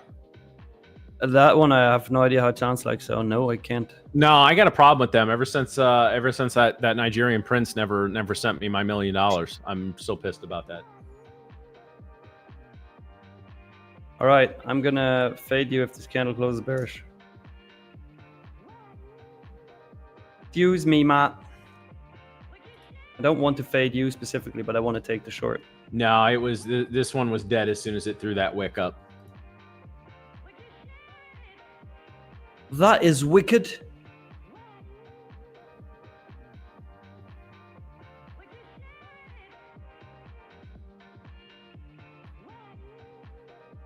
Yeah, we're swiping 800 now. All right, I'm stopped out. What was that sound? That boop? That was the trade confirmation. That's your stop out sound? No, it's just execution. So I know when something gets executed. Oh, that sounds dramatic. It's really not.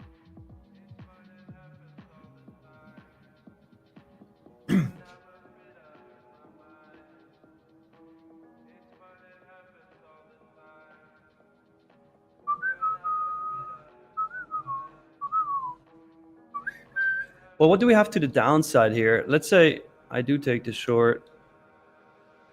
I mean, the next thing is previous week high, 68. Tevin, I don't play supply and demand type stuff like that, so I don't. I couldn't advise you on how to use Bookmap. I will say this: I like Bookmap, and I think it is helpful for trade targets. Bookmap every single year becomes less like useful, to be brutally honest. Again, the big boys just every month, forget every year, every month the big boys just get better and better at hiding at what they're doing, right? Like I talked about option sweeps on a past show, that you go back 6 or 7 years, option sweeps were one of the best indicators on the market, period. I mean, I had an option sweep indicator that would, show, like in the large caps. I'm not shitting you guys. It was an 80% win rate.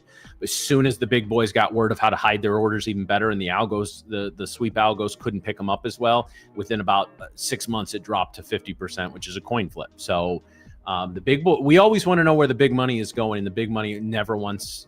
I mean, they don't care about us retail, but they don't want the other big money to know where we're going. So it's yeah. I'm in a short now. Okay. But I didn't fade you. You were already out. So. No, that's fine. That's fine. I don't care if you do. We got to trade what we see, not what we think. True. I don't love it, but I like it enough to take it. We'll see. Pretty big stop though, 34 points. I will say if it looked great for my long until it like immediately it didn't. If they do the same thing to you, then fuck these markets, honestly. I use Bookmap just because I don't have a Thinkorswim account anymore. I got all my stuff out of Ameritrade when Schwab bought them out.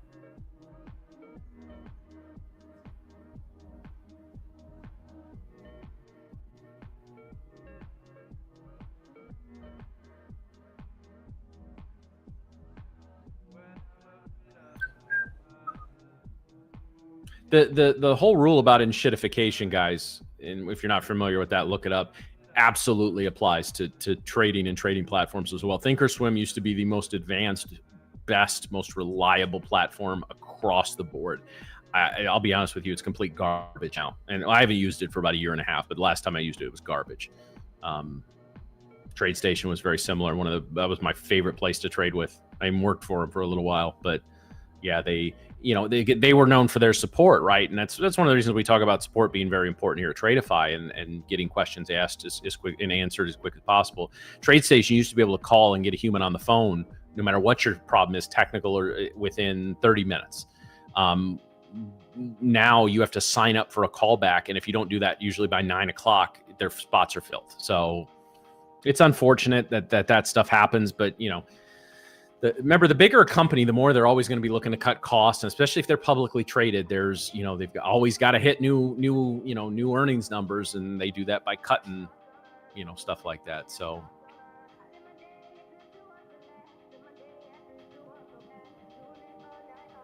well, it was Sosnoff and his crew that built Thinkorswim originally. Then they sold it to Ameritrade, and again, like you said, no surprise, went downhill from there. Then he builds out Tastytrade. I never really got on with them, but they just sold to a big company. So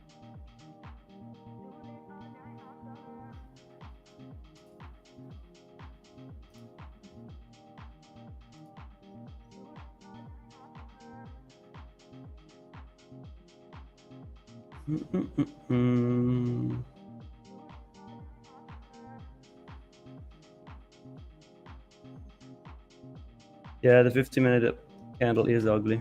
I agree.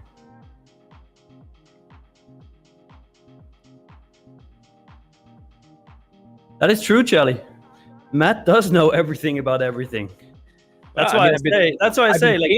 I've been paying attention to the markets for like 15 years now, and trading for 11 or 12, and that's not a long time actually in market years. But with the people coming in the futures, I mean, most of you guys are younger people and definitely younger traders. So no, this is just stuff you know for a while. All right. Guys, we announced it before. We said that Nick is going to come on, background Nick, to announce some changes to our live program. So that's happening now. If you stuck around, well, good for you, because you're going to hear it here in a second. But first, let's look at our live P&L from our top live traders yesterday.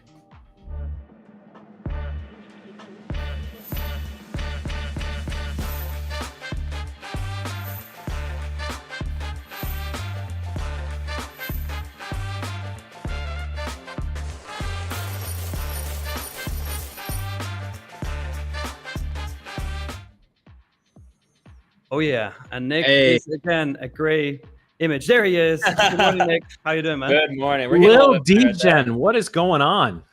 Oh, not much. We're feeling good on a Friday. I mean, it's Friday. We've got really cool shit to talk about. We are revamping the hell out of our program. Obviously, we've got massive P&Ls. I don't know what's new and what's not to be excited about. I think you crush it as well with your own trading account today, right? Oh yeah, duh. I'm right 100% of the time. Well, you took the marble indicator. Obviously, you're right. Yeah. I use the marble indicators. That's how it works. How much is your signals channel? 10K a week. I'm upping it. Guaranteed to never ever lose. Exactly. Well, you received my $50,000 down payment, right? Yes. I got that. You're all set for a few weeks. Because completely unrelated, his wedding is now paid for, but that has nothing to do with it. I paid off some loans on that one. Yeah, there you go. Yeah, so Nick, we said that you have some exciting announcements to make about the live trading program. When are you gonna make those? Right now, or I think we should make them right now. Yeah, I think we should go for it. It's Friday. I'm sure people want to leave, but we've got some really cool shit for the live program. Obviously, we launched this live program in, I want to say March. So it's been about 6 months. We have taken a lot of feedback from all of our traders. We've taken data, we've learned, we've just learned, we're new as a company. And I think this is an important part of innovation. And so we've made some changes to the live program. So obviously we want to reward people getting there. It's not easy. And if you make it, you're a top trader. So we do want to make it more exciting for everybody that does join. But first, what's not changing, so what's staying the exact same, if you hit 4 successful payouts, you are going to move to live. The method that we use today to calculate the balance of your live account will stay the same. So nothing's changing on that front. But what is changing, so all the carry forward balance will now just be directly in your live account. So we're not going to do the day one payouts. Everybody is preferred to just take their payout and put it right into the account. So what you move live with will go right into your account, all 100%, and you'll get to start with that right away. Very nice. We're also just going to do one live account. We have been splitting it into 2 live accounts. So if you've been going live with 20K, you've been getting 2 $10,000 live accounts. And we've heard your feedback. We see that you want just one account. So we're going to go ahead and move forward with that. So you'll get 1 live account instead of 2. Next change, we won't be doing the merit accounts. We're actually going to start leveraging your growth instead. So before, we were taking your 2 accounts, and depending on your performance, we were splitting it into a 3rd account with a little bit lower drawdown and lower balance. But instead of doing that, you're now actually going to be able to grow your leverage. We're going to give you more contracts to trade, increase your DLL, and increase your live balance and performance increases, because we are going to be doing bonuses, but more on that in a second. If your live account, actually, let me say, when you get your live account to $100,000 balance, we're actually going to enable you to swing trade, which I don't know if anybody does that right now. But when you get to 100K in your account, you will be able to swing trades. That has been one of the biggest pieces of feedback we've gotten and what everybody wants to see. And nobody does it. So why not? Let's get started with it. So really why we're doing this is because splitting funds over the multiple accounts meant less drawdown that you had per account, and you'd have too many contracts to trade early on, which it was a little bit tough given the current market conditions. So now what we're doing is we're trying to set you up for more success, allowing you to increase your leverage naturally as your account grows.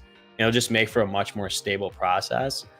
But the kicker, and what I think is just the coolest thing in the world, Drew, if you want to throw up the graphic here, we're going to be introducing something, the Tradeify Live Trader Spiff. It's pretty much just bonuses. So we're getting weekly, monthly, and quarterly cash bonuses for our top performing live traders. Oh shit! Paid out regardless of how much you make in your account. Wow, very nice. As you can see, this is our first. We're actually starting off right now. So this Friday, today, we're taking this week's top performers and we're giving them their bonuses. So obviously, if you've been tuning into the stream, you've seen that Kia has been absolutely destroying it on their profits and P&Ls. They're getting the first bonus, and then Muhammad and Christian.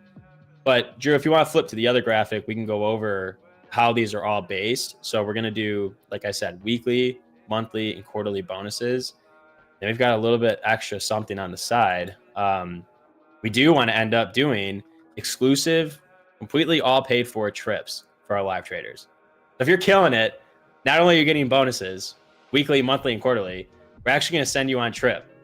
So for example, if you want to, we'll probably end up doing like one of the first trips where we'll fly you down to Miami, all expenses paid. You can go see a Heat game or a Dolphins game. We want to do stuff like this. I think really just rewarding the people that are going above and beyond when they're trading, and really just making this live program the best that there is. So this is an example of all of our bonuses, and it's not just the first person. Obviously, we're going to be doing first, second, third, and then for monthly and quarterly, we'll be doing 4th and 5th place. But as you can see, those aren't low bonuses. That's sick. That's fire. Awesome. Yeah. Quarterly bonus of 15 grand for first place is crazy. So I'm really excited about it. I think the bonuses are going to be awesome. And then obviously we'll be doing exclusive events, trips. We've got a lot in the pipeline for what some of those examples will be. But this is where we're just getting started. That's crazy. And also Brett just confirmed, like, the first place, quarterly first place gets the bonus and the all expenses paid event. Like double bonus there. Oh yeah. Yeah, I know. Double bonus basically. That's sick. Yeah, it's fun. I think this is really a good way for us to continue to reward our live traders. I mean, they've been crushing it. We're still early on in our live program. I think this is just a great example of how Tradeify is innovating with you guys in mind. Like, we want to reward successful traders. It's what we want to see. We want you in the live program, and we want you to get to the live program and be incentivized to trade successfully and to manage your risk successfully. Like, we've seen a lot of other competitors where, live program just not as exciting or beneficial, innovating. And so we leaned into our current live traders. We asked what's working, what's not, what do you want to see, and we implemented it. So I'm super pumped about it. I think it's really fun that we're getting started today. Like it's all effective immediately. Yeah, Tia just got his bonus. His or her. What's really cool to me is that, you know, you talk, I think a lot of places talk about the importance of the live accounts, live program, but I always feel like actions are more important than words, right? Like, not to be all old school or, you know, sound like everybody's fucking dad out there, but you can say whatever you want, right? Like, words are wind. It's actions. And when I see that, you know, so the live accounts just been started since March. So that was shortly before we got here. You've already brought on a full-time institutional trading coach with Coach Tank, right? Like, that's a big statement to me when you say we want you guys to be successful. Well, that's backing it up, right? So now you add bonuses. I know there's other stuff going behind the scenes that isn't ready for prime time yet, but to me, it's important that there's a structure. Somebody who's taught trading for so many years, there's a structure around the live program. And I think Tradeify is just knocking it out of the park with that. Because again, it's one thing to say we want you to be successful, but to A, incentivize it, and B, provide the tools. I mean, like the journal and stuff that is already available to all the Tradeify customers. But then, you guys, if you don't know Coach Tank, go watch the first video with him and listen to his background. This is a guy who's worked with professional athletes, professional traders that are managing billions of dollars worth of money. Oh, and by the way, if you make it to a live Tradeify account, he'll work with you. Like, really, really comprehend that for a second. You know, imagine if you're a young baseball player and it's like, oh, the swing, you know, Aaron Judge's personal swing coach is going to come work with you. Like, that's kind of the equivalent of what you're doing. I mean, in all seriousness. So I always love to see when actions back up words, and that's certainly what we're doing here. Agreed. I think it is a very important call out. Like, actions backing up words is crucial. I think, especially in the prop firm space, and it just shows that we're trying to innovate for the traders. And I think putting the live traders first, you've proven yourself through sim and enough to where we're entrusting you with live capital. And I think it's important that you have something to strive for when you are live. It's different. It's different moving from sim to live. Your risk management's a little different. You have real capital in the market. You don't treat it the same as a sim account. So it's exciting that as a live trader, when you get to this stage, it doesn't just stop there. Like, the benefits don't end. Like, you are now getting weekly, monthly, quarterly bonuses. You're getting all exclusive trips. You have a risk coach that actually wants to meet with you and learn how to make you better. And our risk managers are exceptional. So I think it's building out to be an exceptional program, having only started 6 months ago. Oh, that's crazy. So cool to see. Imagine what it's going to look like in a year. Yeah. Maybe we'll invite all the live traders up to like a Tradeify TV meetup. Yeah, I mean, dude, if you're a live trader at Tradeify, you make money and you get paid more money. Yeah. That's sick. That's fire. And I will say, guys, because I'm sure there's some of you sitting there, well, I'm just starting. Like, I don't know if I'm ever going to listen. I mean, I don't know if I'm ever going to get there. Well, not with that attitude. I mean, in all seriousness. Yeah.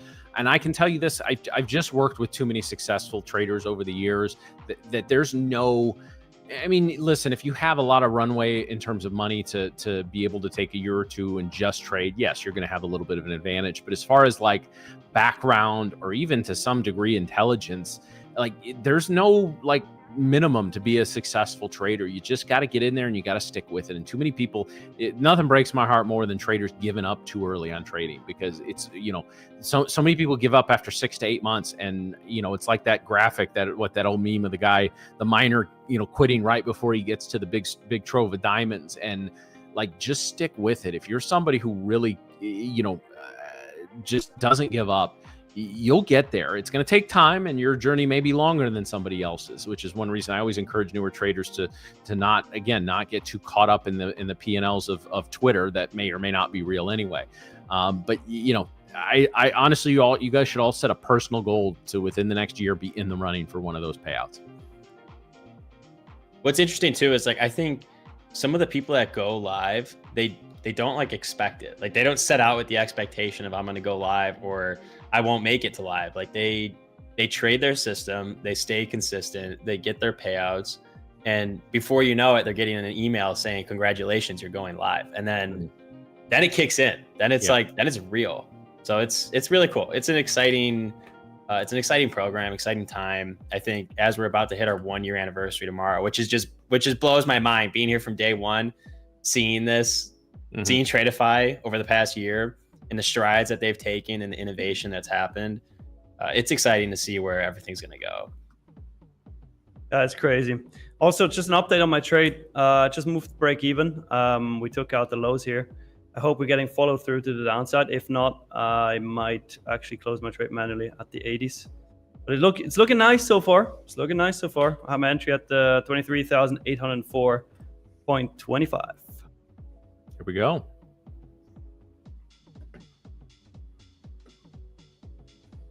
So Nick. Oh yeah. You taking any more trades today? No, I literally just closed out of that short.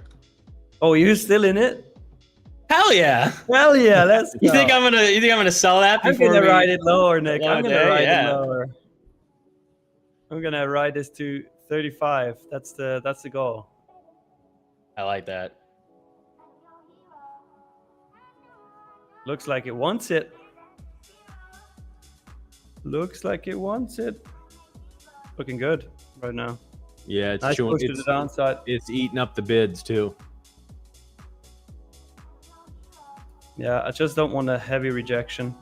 Here's what I'm going to do. I'm going to move my stop above this 5-minute candle, which would still be a 25, almost 25 point trade.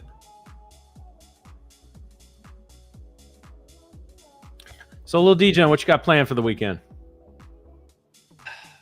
Actually, I mean, in a nice way, it's a beautiful weekend. So my fiance is on a bachelorette trip for her other friend, one of her best friends. So I am a bachelor for the weekend, and the Battlefield 6 open beta is all weekend. So I've got myself like 2 cases of Mountain Dew. I got frozen pizzas in the fridge. I've got Uber Eats on deck for tonight, and I'm not doing anything. I'm going to the gym, taking my dog for a walk, and I'm playing games all weekend. Okay. Let's fucking go, man. You know, you're not 14. You can get beer instead of Mountain Dew, right? No. Mountain Dew. I got to throw. It's like these kind of weekends, they just bring back the memories of being like 14, 15 in high school, just playing games with my buddies all night. Okay. I'm pumped. All right, we need one last push to the downside here to hit my target. There we go. 69 points. Man, I should have held that trade a little longer. I did that on purpose. All right. That was 1 mini for 69 points. Nice. You take it. Huge. It's going to be huge. All right. So what are you doing this weekend, Nick? Or Swiss Nick? That's a good question. I don't know. No plans yet. So I think it's gonna be pretty chill, and gonna enjoy the nice Swiss summer. European summer is like unmatched. When you get nice weather, it's very, very nice. So probably do some sports, play tennis, paddle, whatever. Go outside, swim, just something like that. What about you, man? Actually, it's hoping for a slightly lower key weekend. So we obviously next week's the wedding, and it's going to get real hectic because she works on normal Monday, Tuesday, then she's got Wednesday, Friday off, and I'm taking Thursday and Friday off. But so we'll do the show, packing, getting the cars ready to go, and all that, and because we got a lot of stuff to haul up there. And then so this weekend is just kind of, I'm sure we'll have a lot of stuff to get done, but just try and low key it. We got a nice little date night planned for Saturday night. Catching this new really nice restaurant that's in town here, and so yeah, hopefully have some chance to just kind of relax and just low key it, like I said, and then because Monday starts the hecticness and it basically doesn't end till we go to bed Friday night late into Saturday though. So no, I will be mowing the lawn this weekend. That's definitely gonna happen. Priorities. That's for sure. So, Nick, thank you so much for coming on. Actually, this is quite funny. If we look at this trade, I literally bottom ticked. Wow. Nice. Huge. Almost. Nice. But yeah, thanks for coming on, Nick. Thanks for announcing these changes to the live trader program. It's fucking sick. Looking forward to it. Hell yeah. And yeah, wish you an amazing weekend, man. Likewise. Have a good weekend, everybody. Appreciate it. All right, take it easy, DJen. Yeah.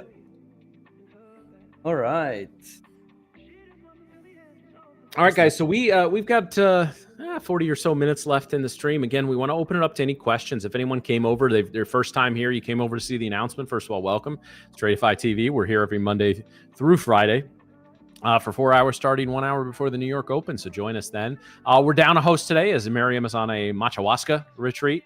I'm not sure where that came from, but actually I know where that came from. I made a joke about it, but yeah, we'll take this last. If we see anything, we'll be sure to take it. But other than that, guys, let's open it up to any questions. And if you're new, if it's your first time watching Tradeify TV, please put a hello or a first timer in the chat so we can acknowledge you. Also, a little DJen in the background there. If we could get a poll up for red or green on the week as we get ready to wrap up Friday.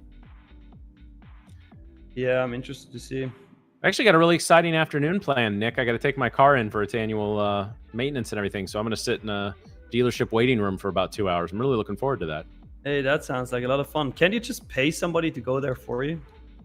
I probably could, but I prefer to do it myself.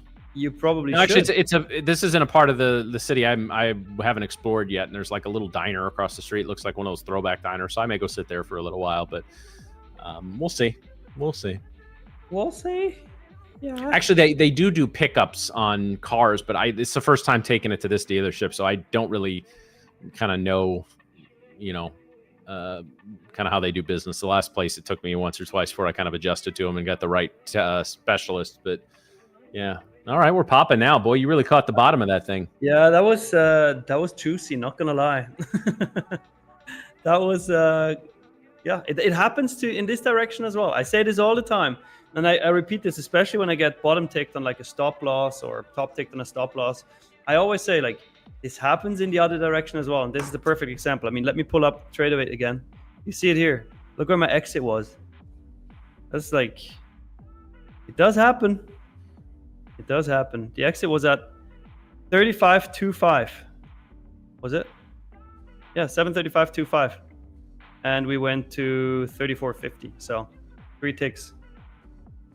Yeah, nice little old school reference there. Mason, I'm not telling you where I'm getting married. That's not gonna happen. Also, Ashok, don't worry. I see your comment there. But I told you, nobody ever said you're gonna get a free account just because you hit 1,000 XP. It's fucking sick. You are the first person to hit 1,000 XP and Tradeify TV. You get a golf clap. That's what you get. You get a golf clap and a virtual high five. But there's not gonna be an account for that. Well, maybe, I don't know, maybe Brett comes in and goes like, yeah, you get an account, and you get an account, and you get an account. But I don't make the decisions around that. Yeah, we don't know. Guys, honestly, usually we find out about the giveaways sometimes 5 minutes before you do. So it's not like there's not some master plan with any of this. A nice little pop up there. Be careful if you're trading in the afternoon, guys. Again, I do anticipate if the big boys decide they don't want to take the risk of whatever's happening this weekend to bring the markets down, they may sell off. Although if we get a lot of buying into the close, maybe the big boys are getting some word that things are going well out in Alaska. I don't know. I always wonder about things like that. Are you getting married in the Cheese Castle in Wisconsin? That would be a hell of a place for a wedding. I'd be more likely to do the Brat Stop, though.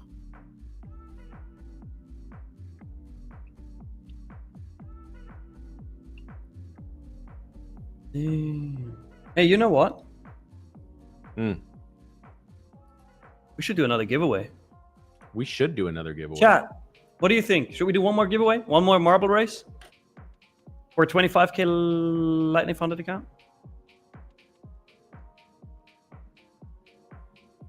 Should we? David says yes. USA says yes. Yes. Adam says, I bought your exit because I knew you bottom ticked it. That's some confidence right there. Love it. All right, people want a giveaway. Well, look, here's a deal, okay? I'm gonna give you a deal. Right now, We're sitting at 542 likes. Let's get this stream to 600 likes. 600. That's just 52 more. So smash the like button right now. Once we're at 600 likes, we're going to do a giveaway.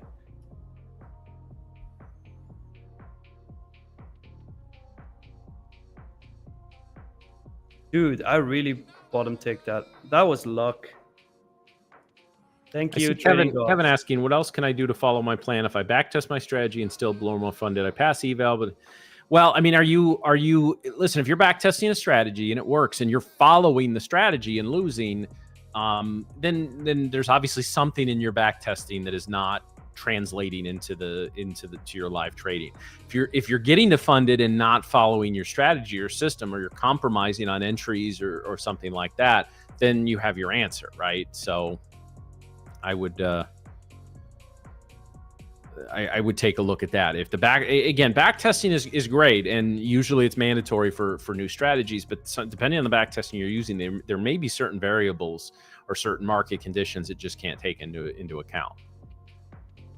Hey Yachiro, it sounds like you're new here, because the likes stay. Even when somebody came into the stream in the very first minute, liked the stream and then left, the like will stay. So that's why we can still get to 600 likes, even though we're less than 600 people watching. That's how this works. You see, we're almost at the goal. 591. We need 9 more.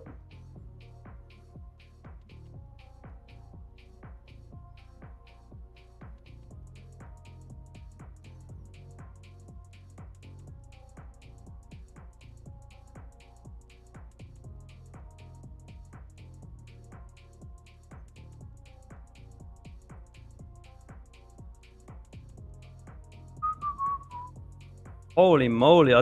So anybody who went long when I exited this trade, congratulations. You're banking. Matt, look at this pump. I'm seeing it. It's great. What? Looking for news. I'm not seeing anything come across yet. All right, we got 610 likes. Let's go. Hey, that's some crazy V-shaped recovery right there. Like, damn. Damn. That's crazy.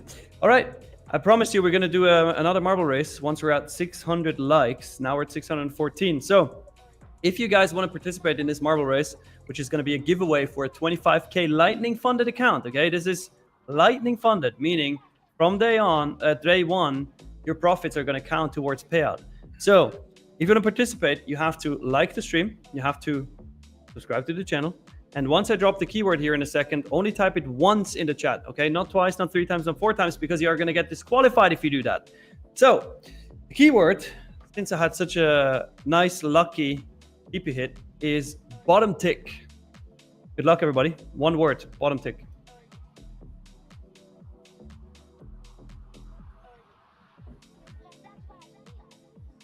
Bottom tick.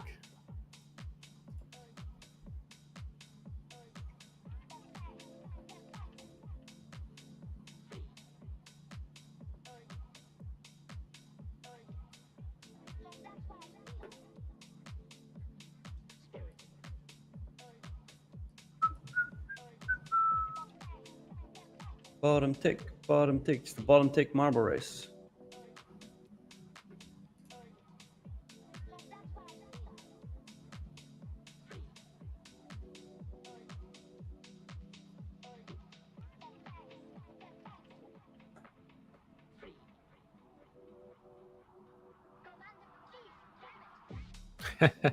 Sounds like bottom tick sounds like something you get from a camping trip. Yeah, that's about right. Oh man, I'm not the biggest fan of country music. I do like some of it, but yeah, the poetic genius of the song "I'd Like to Check You for Ticks" is amazing to me. Yeah, Mario, you're right. I should have done bottom nick, but hey, it wasn't me. I was a lucky TP hit. It's the same as when you say it's unlucky that you get stopped out for 1 tick. Well, same thing here. You're lucky that you got keep you hit, and then it reversed from there. I mean, the target made sense to me, but you never know. Is price just gonna run through your target, or are you gonna hit the exact hit? Nobody knows.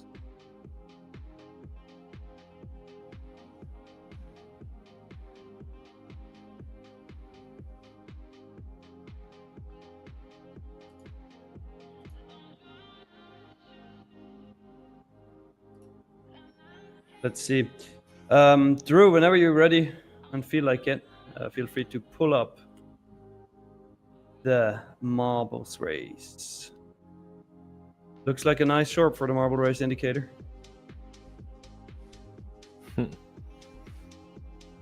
Yes, have some vodka, make market go down. Yeah, dude.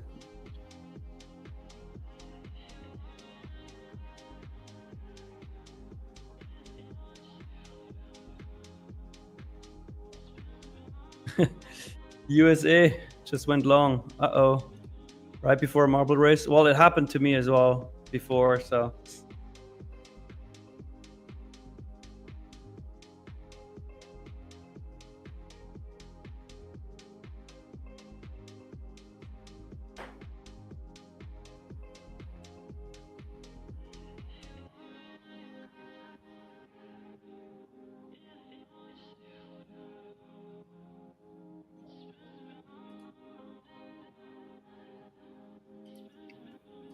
All right, we got the marbles ready. So let's drop them, I guess. Everybody who's still typing bottom tick, you can stop. It's not going to do anything anymore.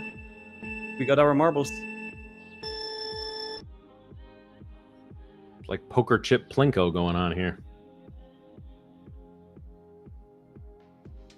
Poker chip plinko, you said? Well, they had poker. They had the hearts and the diamonds and spades and stuff on them. Oh, I see. Yeah. This also looks like an artery or something. Or a digestive tract. Let's see where they all get shit out.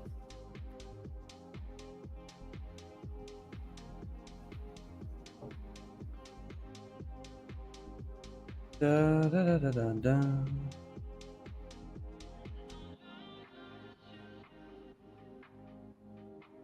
So let's see. The winner gets a 25K Lightning funded account. Any profit that you make from day one is going to count towards payout. The sickest account you could ever get. I see Wondercat in there. He won twice already. Pip Predator, Abdullah, CC, Melissa. They're getting yeeted off the track. Holy smokes. I love it. Gotta love seeing people getting yeeted. Yeet.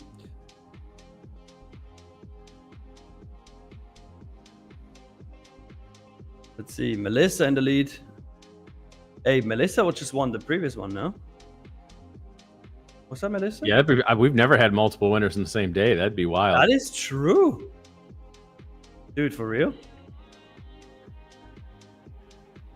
No, oh, finished second. It's Chris V. Hey, Chris V. Congratulations, you just won 25K Lightning funded account.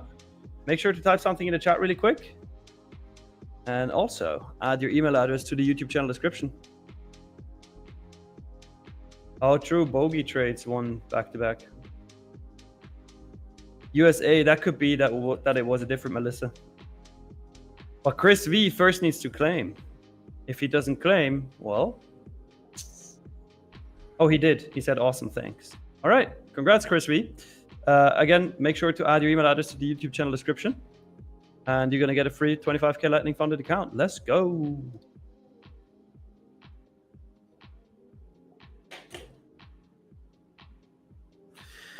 All right, guys.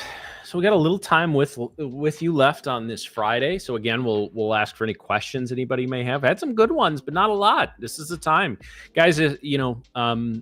Unasked questions don't get answered, and closed mouths don't get fed. So odds are, if you've got a question on something, probably 5 other people in here have it as well. So somebody needs to step up. True. Go for it. Ask whatever you want. Trading related. Well, not necessarily. It doesn't mean that we're going to answer it, but they can ask whatever they want. Marble race indicator paid again. Seems like.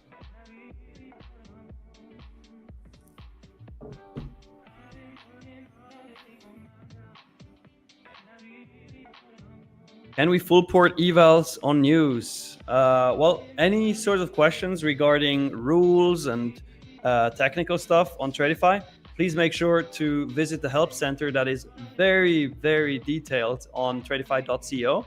And if something is not there or you don't understand it, then reach out to support. Is the giveaway every day? Well, sometimes we do giveaways, sometimes we do multiple giveaways, sometimes we don't do giveaways. The only way to find out is to show up to Tradeify TV. And stay for the whole time. Yep. But sometimes we just randomly throw them in like we just did. All right, I think Six has a good question there. I took a week off of trading to reset mentally. What is the best way to come back to trading besides sizing down? Trade every day or just trade every second day? Six, my perspective, it really depends why you wanted to reset mentally. Like, was it because you broke rules? Was it because you lost a lot of money? Was it because your system just didn't seem to work out? Like, what was the reason you actually took a break? Now, if it was because you lost a lot of money, yes, sizing down would be a great idea to just get back into the groove of trading, but do it with a little bit less size. So you're comfortable taking trades, you're comfortable taking risks. If it is because you broke rules, I mean, honestly, set the rules back up again and make it part of your trading routine every single day before you start trading. Go through those rules, read them out loud. After every trade you take, read the rules again, right? Like, really burn them into your brain and tell yourself, like, if I'm going to break the rules again, I need to take another break of like a week, or I need to take a break for a month, whatever is annoying to you, you know, like something that is a little bit of a pain in the ass if you break the rules. But it really depends what the reason was. So now you're saying the system just didn't seem to be working and I was sustaining some loss streaks, even though they were small, and I stayed within my rules. Okay, well, if that's the case and you stuck to the rules, you stuck to the system, and you just had a losing streak, then there's actually no reason to stop, right? Because if your system is working, if you have an edge and you do have the data, meaning you have back tested it and you know that it works, then there is no reason to stop, because a losing streak can occur. That can happen, right? Actually, yesterday and the day before, I had a losing streak of like 6 trades. Well, that can happen. And then I made it all back within 2 trades. So if you're sticking to the system, you're sticking to the rules, and you have an edge, and just come back to trading. Trade normally. Yeah, that's it. It really, guys, it's, you know, I mean, I would always recommend easing back in, not only in position size, but number of trades. But honestly, guys, analyzing your trading it's that simple. Are you trading what do you want to call it? A system setup, playbook, whatever. We're all talking about the same things. A pattern which you believe is going to lead to a move. You have a playbook, have rules, follow your rules. If you're losing money consistently, playbook sucks, right? Either needs to be, no, it does. Either it needs to be tweaked or thrown out. But you don't, like, the number of people over the years that have come to me and they learned something from me, or they learned something from someplace else, or they bought an indicator, whatever, and that have come to me for coaching. And I'll the first question I ask, all right, what's your play? And some of them will be like, well, you know, you buy because they can't really describe it, right? You buy because you think things are going to go up. You sell because they think they're going to go down. I understand that's the core of trading, but you still need to have a plan and a setup. And so I'll always ask, okay, give me the rules of your setup. And then I'll look at the entries and, like, you're not following the rules. Well, but yet no, you have rules to follow them. They're not guidelines, they're rules. Again, if you're following the rules to the letter and you're losing money, your system or your playbook is no good. It needs to be thrown out, or at the very least tweaked.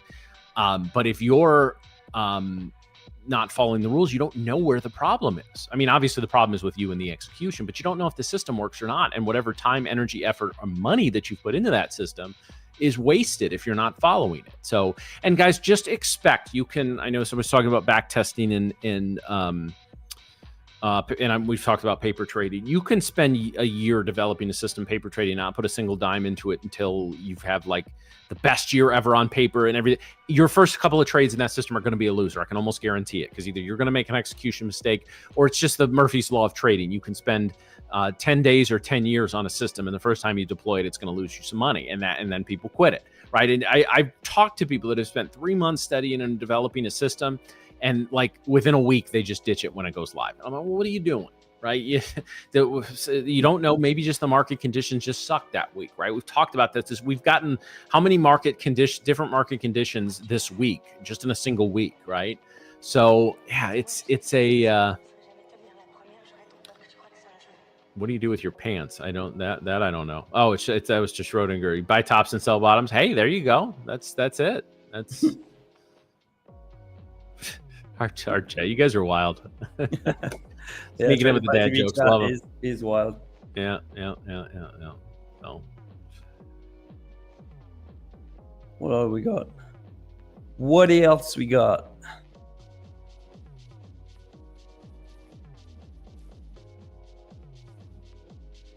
Matt, Silvio is asking. Silvio, the curly man, is asking, what is your playbook, Matt?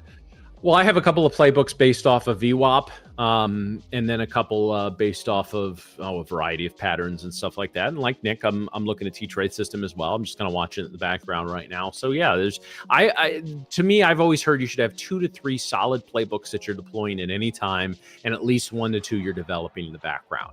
And then you can, swap them out as needed, or, there's times you'll take maybe I'll do a longer form webinar here at some point, but I used to have a longer webinar that I did that went through the phases of setting up a system, from idea to conception to testing to all of that. And so, there's 3 phases, but then there's little kind of sub levels within that. And phase 3 is like basically you're deploying the system. You're scaling into live trading, whether that's in a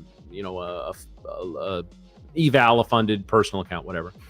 But sometimes you got to take that back down to phase 2 because something's not working, right? But you should spend a minimum a month, probably more likely 2 to 3, trading a system every day before you deploy that into what I call trading with consequences, because very few people are trading with live accounts anymore. You're trading in an eval or a funded account, a sim funded account.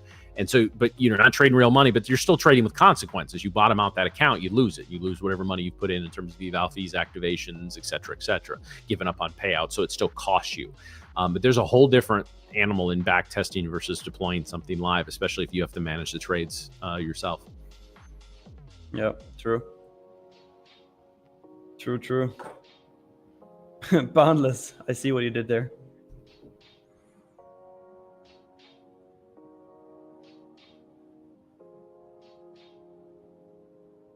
Glenn, paper trading is king. I disagree. Want to know why? Well, I'm going to say it anyways. Doesn't matter what you say.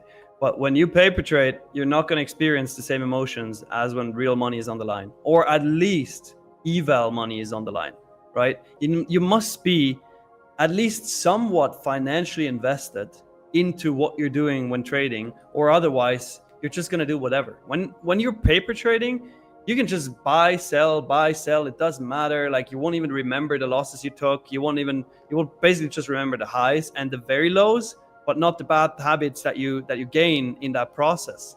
So I think personally, for me, paper trading is a very, very bad idea. I would at least, it's 2025, I would at least get like the cheapest eval account, play around with that, because then you have some money invested and it's going to financially sting you a little bit if you lose that account. So I would not paper trade.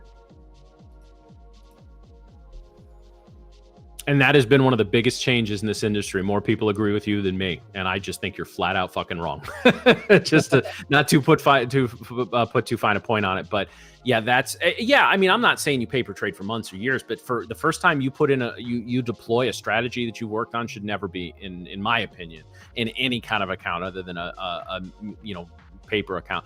Paper, to say paper trading is useless is, I think, just very short-sighted. And again, you're not doing it constantly. That's not what you're. But yeah, I can tell you, somebody who I didn't paper trade when I first got into the markets. Got my ass handed to me. It wasn't until I had some success on paper for 6 months before I went back in live. Now this was over 10 years ago, but no, I think the ability to paper trade is, and again, there's law of diminishing returns, but I can tell you that I know traders that have traded for 20 years that still paper trade new strategies at first. And so that's all the confirmation I need. Yeah. I get what you're saying, right? But my point is, once you're deployed a system successfully and you're making money in a funded account or a live account or whatever, when you're building things in the background, you still need to be paper trading. Those, you can't have those weighing down your trading stats when you still don't know all the ins and outs of how to trade it. Do I think you should do it for months? No, but any new system should be deployed on paper for a couple weeks at least. Well, I still disagree, because the thing is, and I just speak of my own experience, when I test a new strategy on a paper trading account, here's what's going to happen. I will not take it seriously. I'm just like, yeah, okay, what does it matter? Like, cool, let me just add another trade here for whatever the fucking reason. But then you're not paper trading. You're YOLOing fake money, because paper trading, you should be paper trading exactly how you would trade a real account. Yeah, but that's exactly the effect that I don't get from paper trading. Okay. I need to be financially invested. That's why I say I get like the cheapest eval to just try it there. Why the cheapest eval? Why not go higher? Well, no risk, no Rari, right? Oh, okay. But you see, it becomes then a bit of a slope. You're making an exception, and so now it's, you can carry that through to its logical conclusion. Well, you could argue that. You damn kids are spoiled with these prop firms, man. Not having to put $40,000 of your own money on the line to actually have enough to trade. Damn kids. Damn kids, back in my days, everything was better. Paper trading is not supposed to give you the full experience of a full trade. That's exactly the entire point. Yeah, Mr. Pepper, I don't have to fight for it. I made my point. I'm not going to paper trade ever.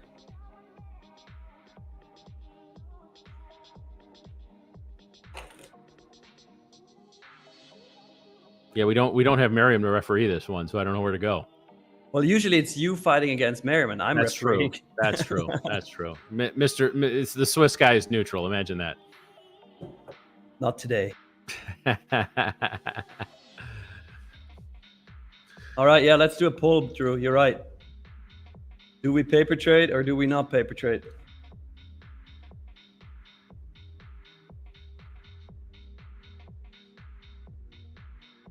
Well, we're in a prop firm stream. Of course, everybody's going to say no paper trading. I know I will lose this to this crowd, but hey, don't make yourself the loser already. Like, you don't know. There are people in here. They say they agree with you, so we'll see. This is going to go 60% plus your way. I have no doubt. So, Raul, if you can't paper trade with discipline, you will never trade with discipline. BS.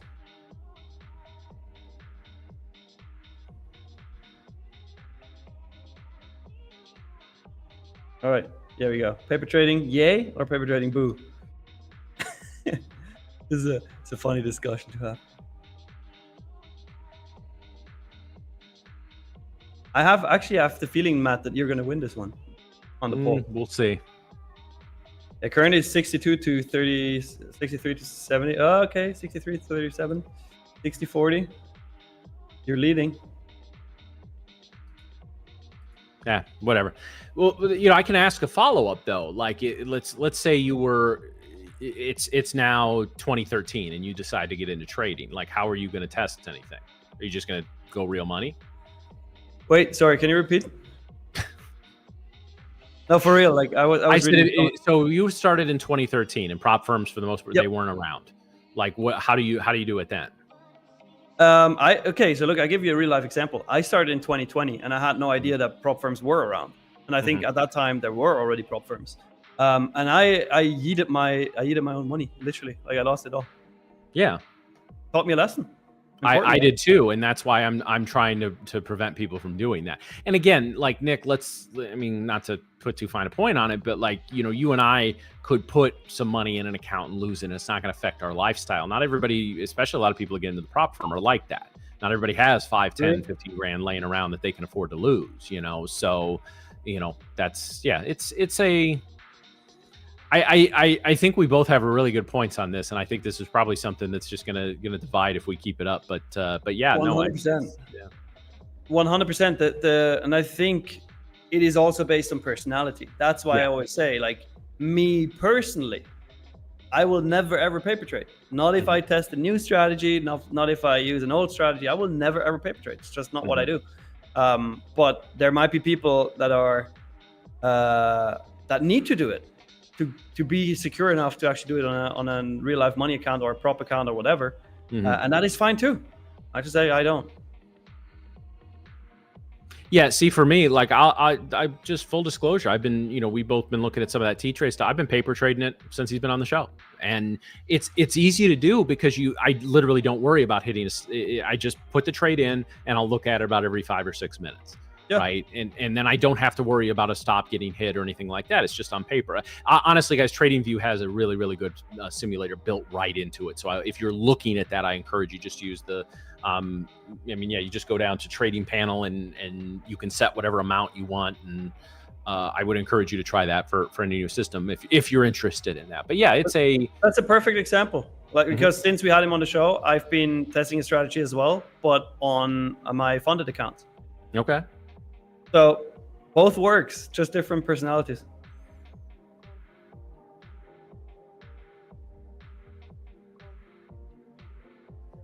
It's an interesting discussion. I mean, chat is pretty divided on it. Very interesting to see. Yeah. Oh man. Well, it's been a fun week, Nick.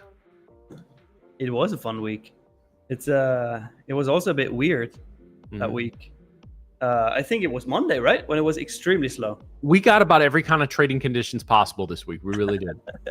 We got barcoding bullshit. We got trending up, trending down, strong moves up, strong moves down, slow, steady moves up, slow, steady moves down, consolidation, breakdowns, breakouts, fake head fakes this way. That we really did it. We compacted. It's why I say, guys, I used to be the opinion it would take you 3, 4, 5 years in the markets to really kind of see everything the markets can throw at you and learn how to adjust. Honestly, I think it's a year at this point. We see just look at this year. I know it's been a little wild with Trump coming back in office and tariffs and all that kind of stuff, but it's like you've seen just about every kind of conditions there are. And it's like I said, this year has punished sloppy entries. I just took it. That was my biggest problem on the trade. I just took was a sloppy entry, and that's a good skill to develop. If the markets are always punishing sloppy entries, you should like that, even if you're losing money, because it means you're having some sloppy entries, and you need to figure that out.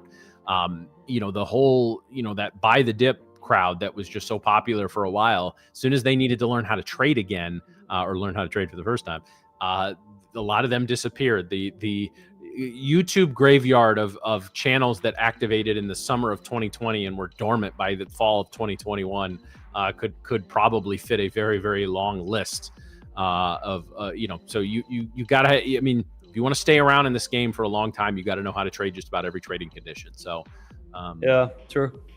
And you can do that by paper trading. You really had to rub that one in, huh? Well, it's like Leia was complimenting us on being that's like we're just disagreed about a it's not like I insulted Nick's mother or anything. I mean, we did. This isn't like a personal discussion. It's about really neither one of us is right or wrong. It's just a personal opinion. So it's not like we're not talking politics or religion or family. So I think we're if you get too offended, if you're ready to come to blows over a discussion or an argument like that, you're probably not going to be successful in trading anyway, because you can't regulate your emotions. Like I've seen grown ass men almost come to blows over sports arguments, and I just want to be like, boy, I bet your home life is a fucking mess. Yeah. Some people really argue about weird stuff. Oh, I love discussion. I love argument. 100%. That's. I mean, go back to not to get all completely philosophical, but go back to the early, Western philosophy and, Aristotle. And so like it was arguments and discussions and questions. That's how we got to this. Nobody questions, people either question the wrong things or they don't question anything anymore. And we're a dumber society because of it. So I'm about to go on a rant. So we'll probably need to wrap this up in the next couple of minutes, but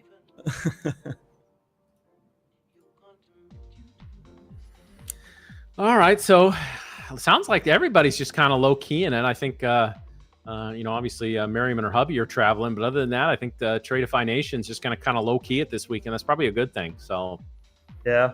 Also, guys, trust me, you want to stick around for Matt's outro. Okay. Just saying, like, do not leave my yet. outro. Do not leave yet, guys. I'm just saying. Are you outroing me? Of course, I told you yesterday. Oh, for fuck's sake! I don't know where this is going, but I'm very scared now. All right. Well, I say there's no time like the present. Then, if you want to start the outros, we'll do it. Should I? Well, look. Do it. Let's first look at the charts really quick one last time, just to see what could happen in the afternoon. So here's the thing: we on NQ, just to summarize here, we did get the trend line break on the 1 hour, right? We rode along that during the Asia session, then got the full breakdown in during the New York Open. Had a pretty nice recovery right into like midpoint of opening range, 50-minute opening range, and since then I've been dropping. But again, we crushed through a previous week high, recovered, and it's crazy. Like that's another like 60, 70 points ish that we retraced. But I do see this going lower, honestly. And the next really important level is going to be around the 650s here, right? As you can see here, 650s, next really important level on NQ. I don't think we're going to go higher today. Again, anything can and will happen in the market. So I'm not predicting. I just say what I'm seeing. And then whatever happens, and I'll react to it and take my trades according to that. That's on NQ. Let me check ES really quick. I mean, ES, similar movement, right? Nothing really special. The thing is on ES, we have not taken out previous day low. On NQ, if we compare this, wait, let me pull up both. Previous day low on NQ has been taken out, right? On ES, it has not. So is there a chance that we're going to take out previous day low? Yes, absolutely. Again, not trying to predict, just reacting and telling you what I see. But yeah, that's what I think is going to happen in like the rest of the day. Matt, do you see anything for oil and gold, or they might go up, they might go down? Hey, that's an accurate, very accurate prediction. Mm-hmm. I predict somewhere in the next couple of minutes, gold and oil are either going to be trading higher or trading lower than they are right now. Fuck, man, listen to that guy. That is genius. It's Absolutely Friday, fun. man. Yeah, and the thing is, gold is still just ranging awfully. Let me pull gold up for you guys. So, I mean, I've not been a fan of gold this week, just saying. But today was especially awful. So gold is not going anywhere currently. I'm not even going to dive too deep into that. Oil is currently in range as well. Some downward trend / range. So I don't expect too much movement of that either. We are holding London lows here on oil. So ranging between London highs and London lows would be realistic. But yeah, that's my take on the day. So with that being said, I mean, we're going to kick it around the horn, as my good friend and fellow host, Matt, likes to say. But before we do, I actually want to outro him. All right. So because Miriam isn't here, this goes to you, Matt. We're going to end the show. Before we do, I want to thank you guys for watching. I want to thank you guys for commenting. I want to thank you guys for being funny. But we're going to end the show with our one and only highway strategy inventing, that show killing, news observing, patience mastering, lawn mowing, paper trading, mega ranting, god of sarcasm, and of course, most beautiful ball trader, Matt Hensley. I wish I could have a sarcastic response to that, but I don't. I love you, brother. I appreciate that. But thanks everyone for tuning into another week at Tradeify TV. We'll be back at next week's going to be I'll be out Thursday and Friday, but we'll be back at full strength Monday through Wednesday, and we look forward to that. So Nick, thank you for flying solo, well, not solo, but flying duo with me today. We did great. Thanks to little D-Gen in the background as well, and Drew. Fan-fucking-tastic job as you do every damn day, and we love you for it. So thanks everyone. Have a great weekend. Low key it, relax, and come back ready to go on Monday. It's going to be a great week. Have a great rest of your day. We'll see you Monday. Good night. Yep.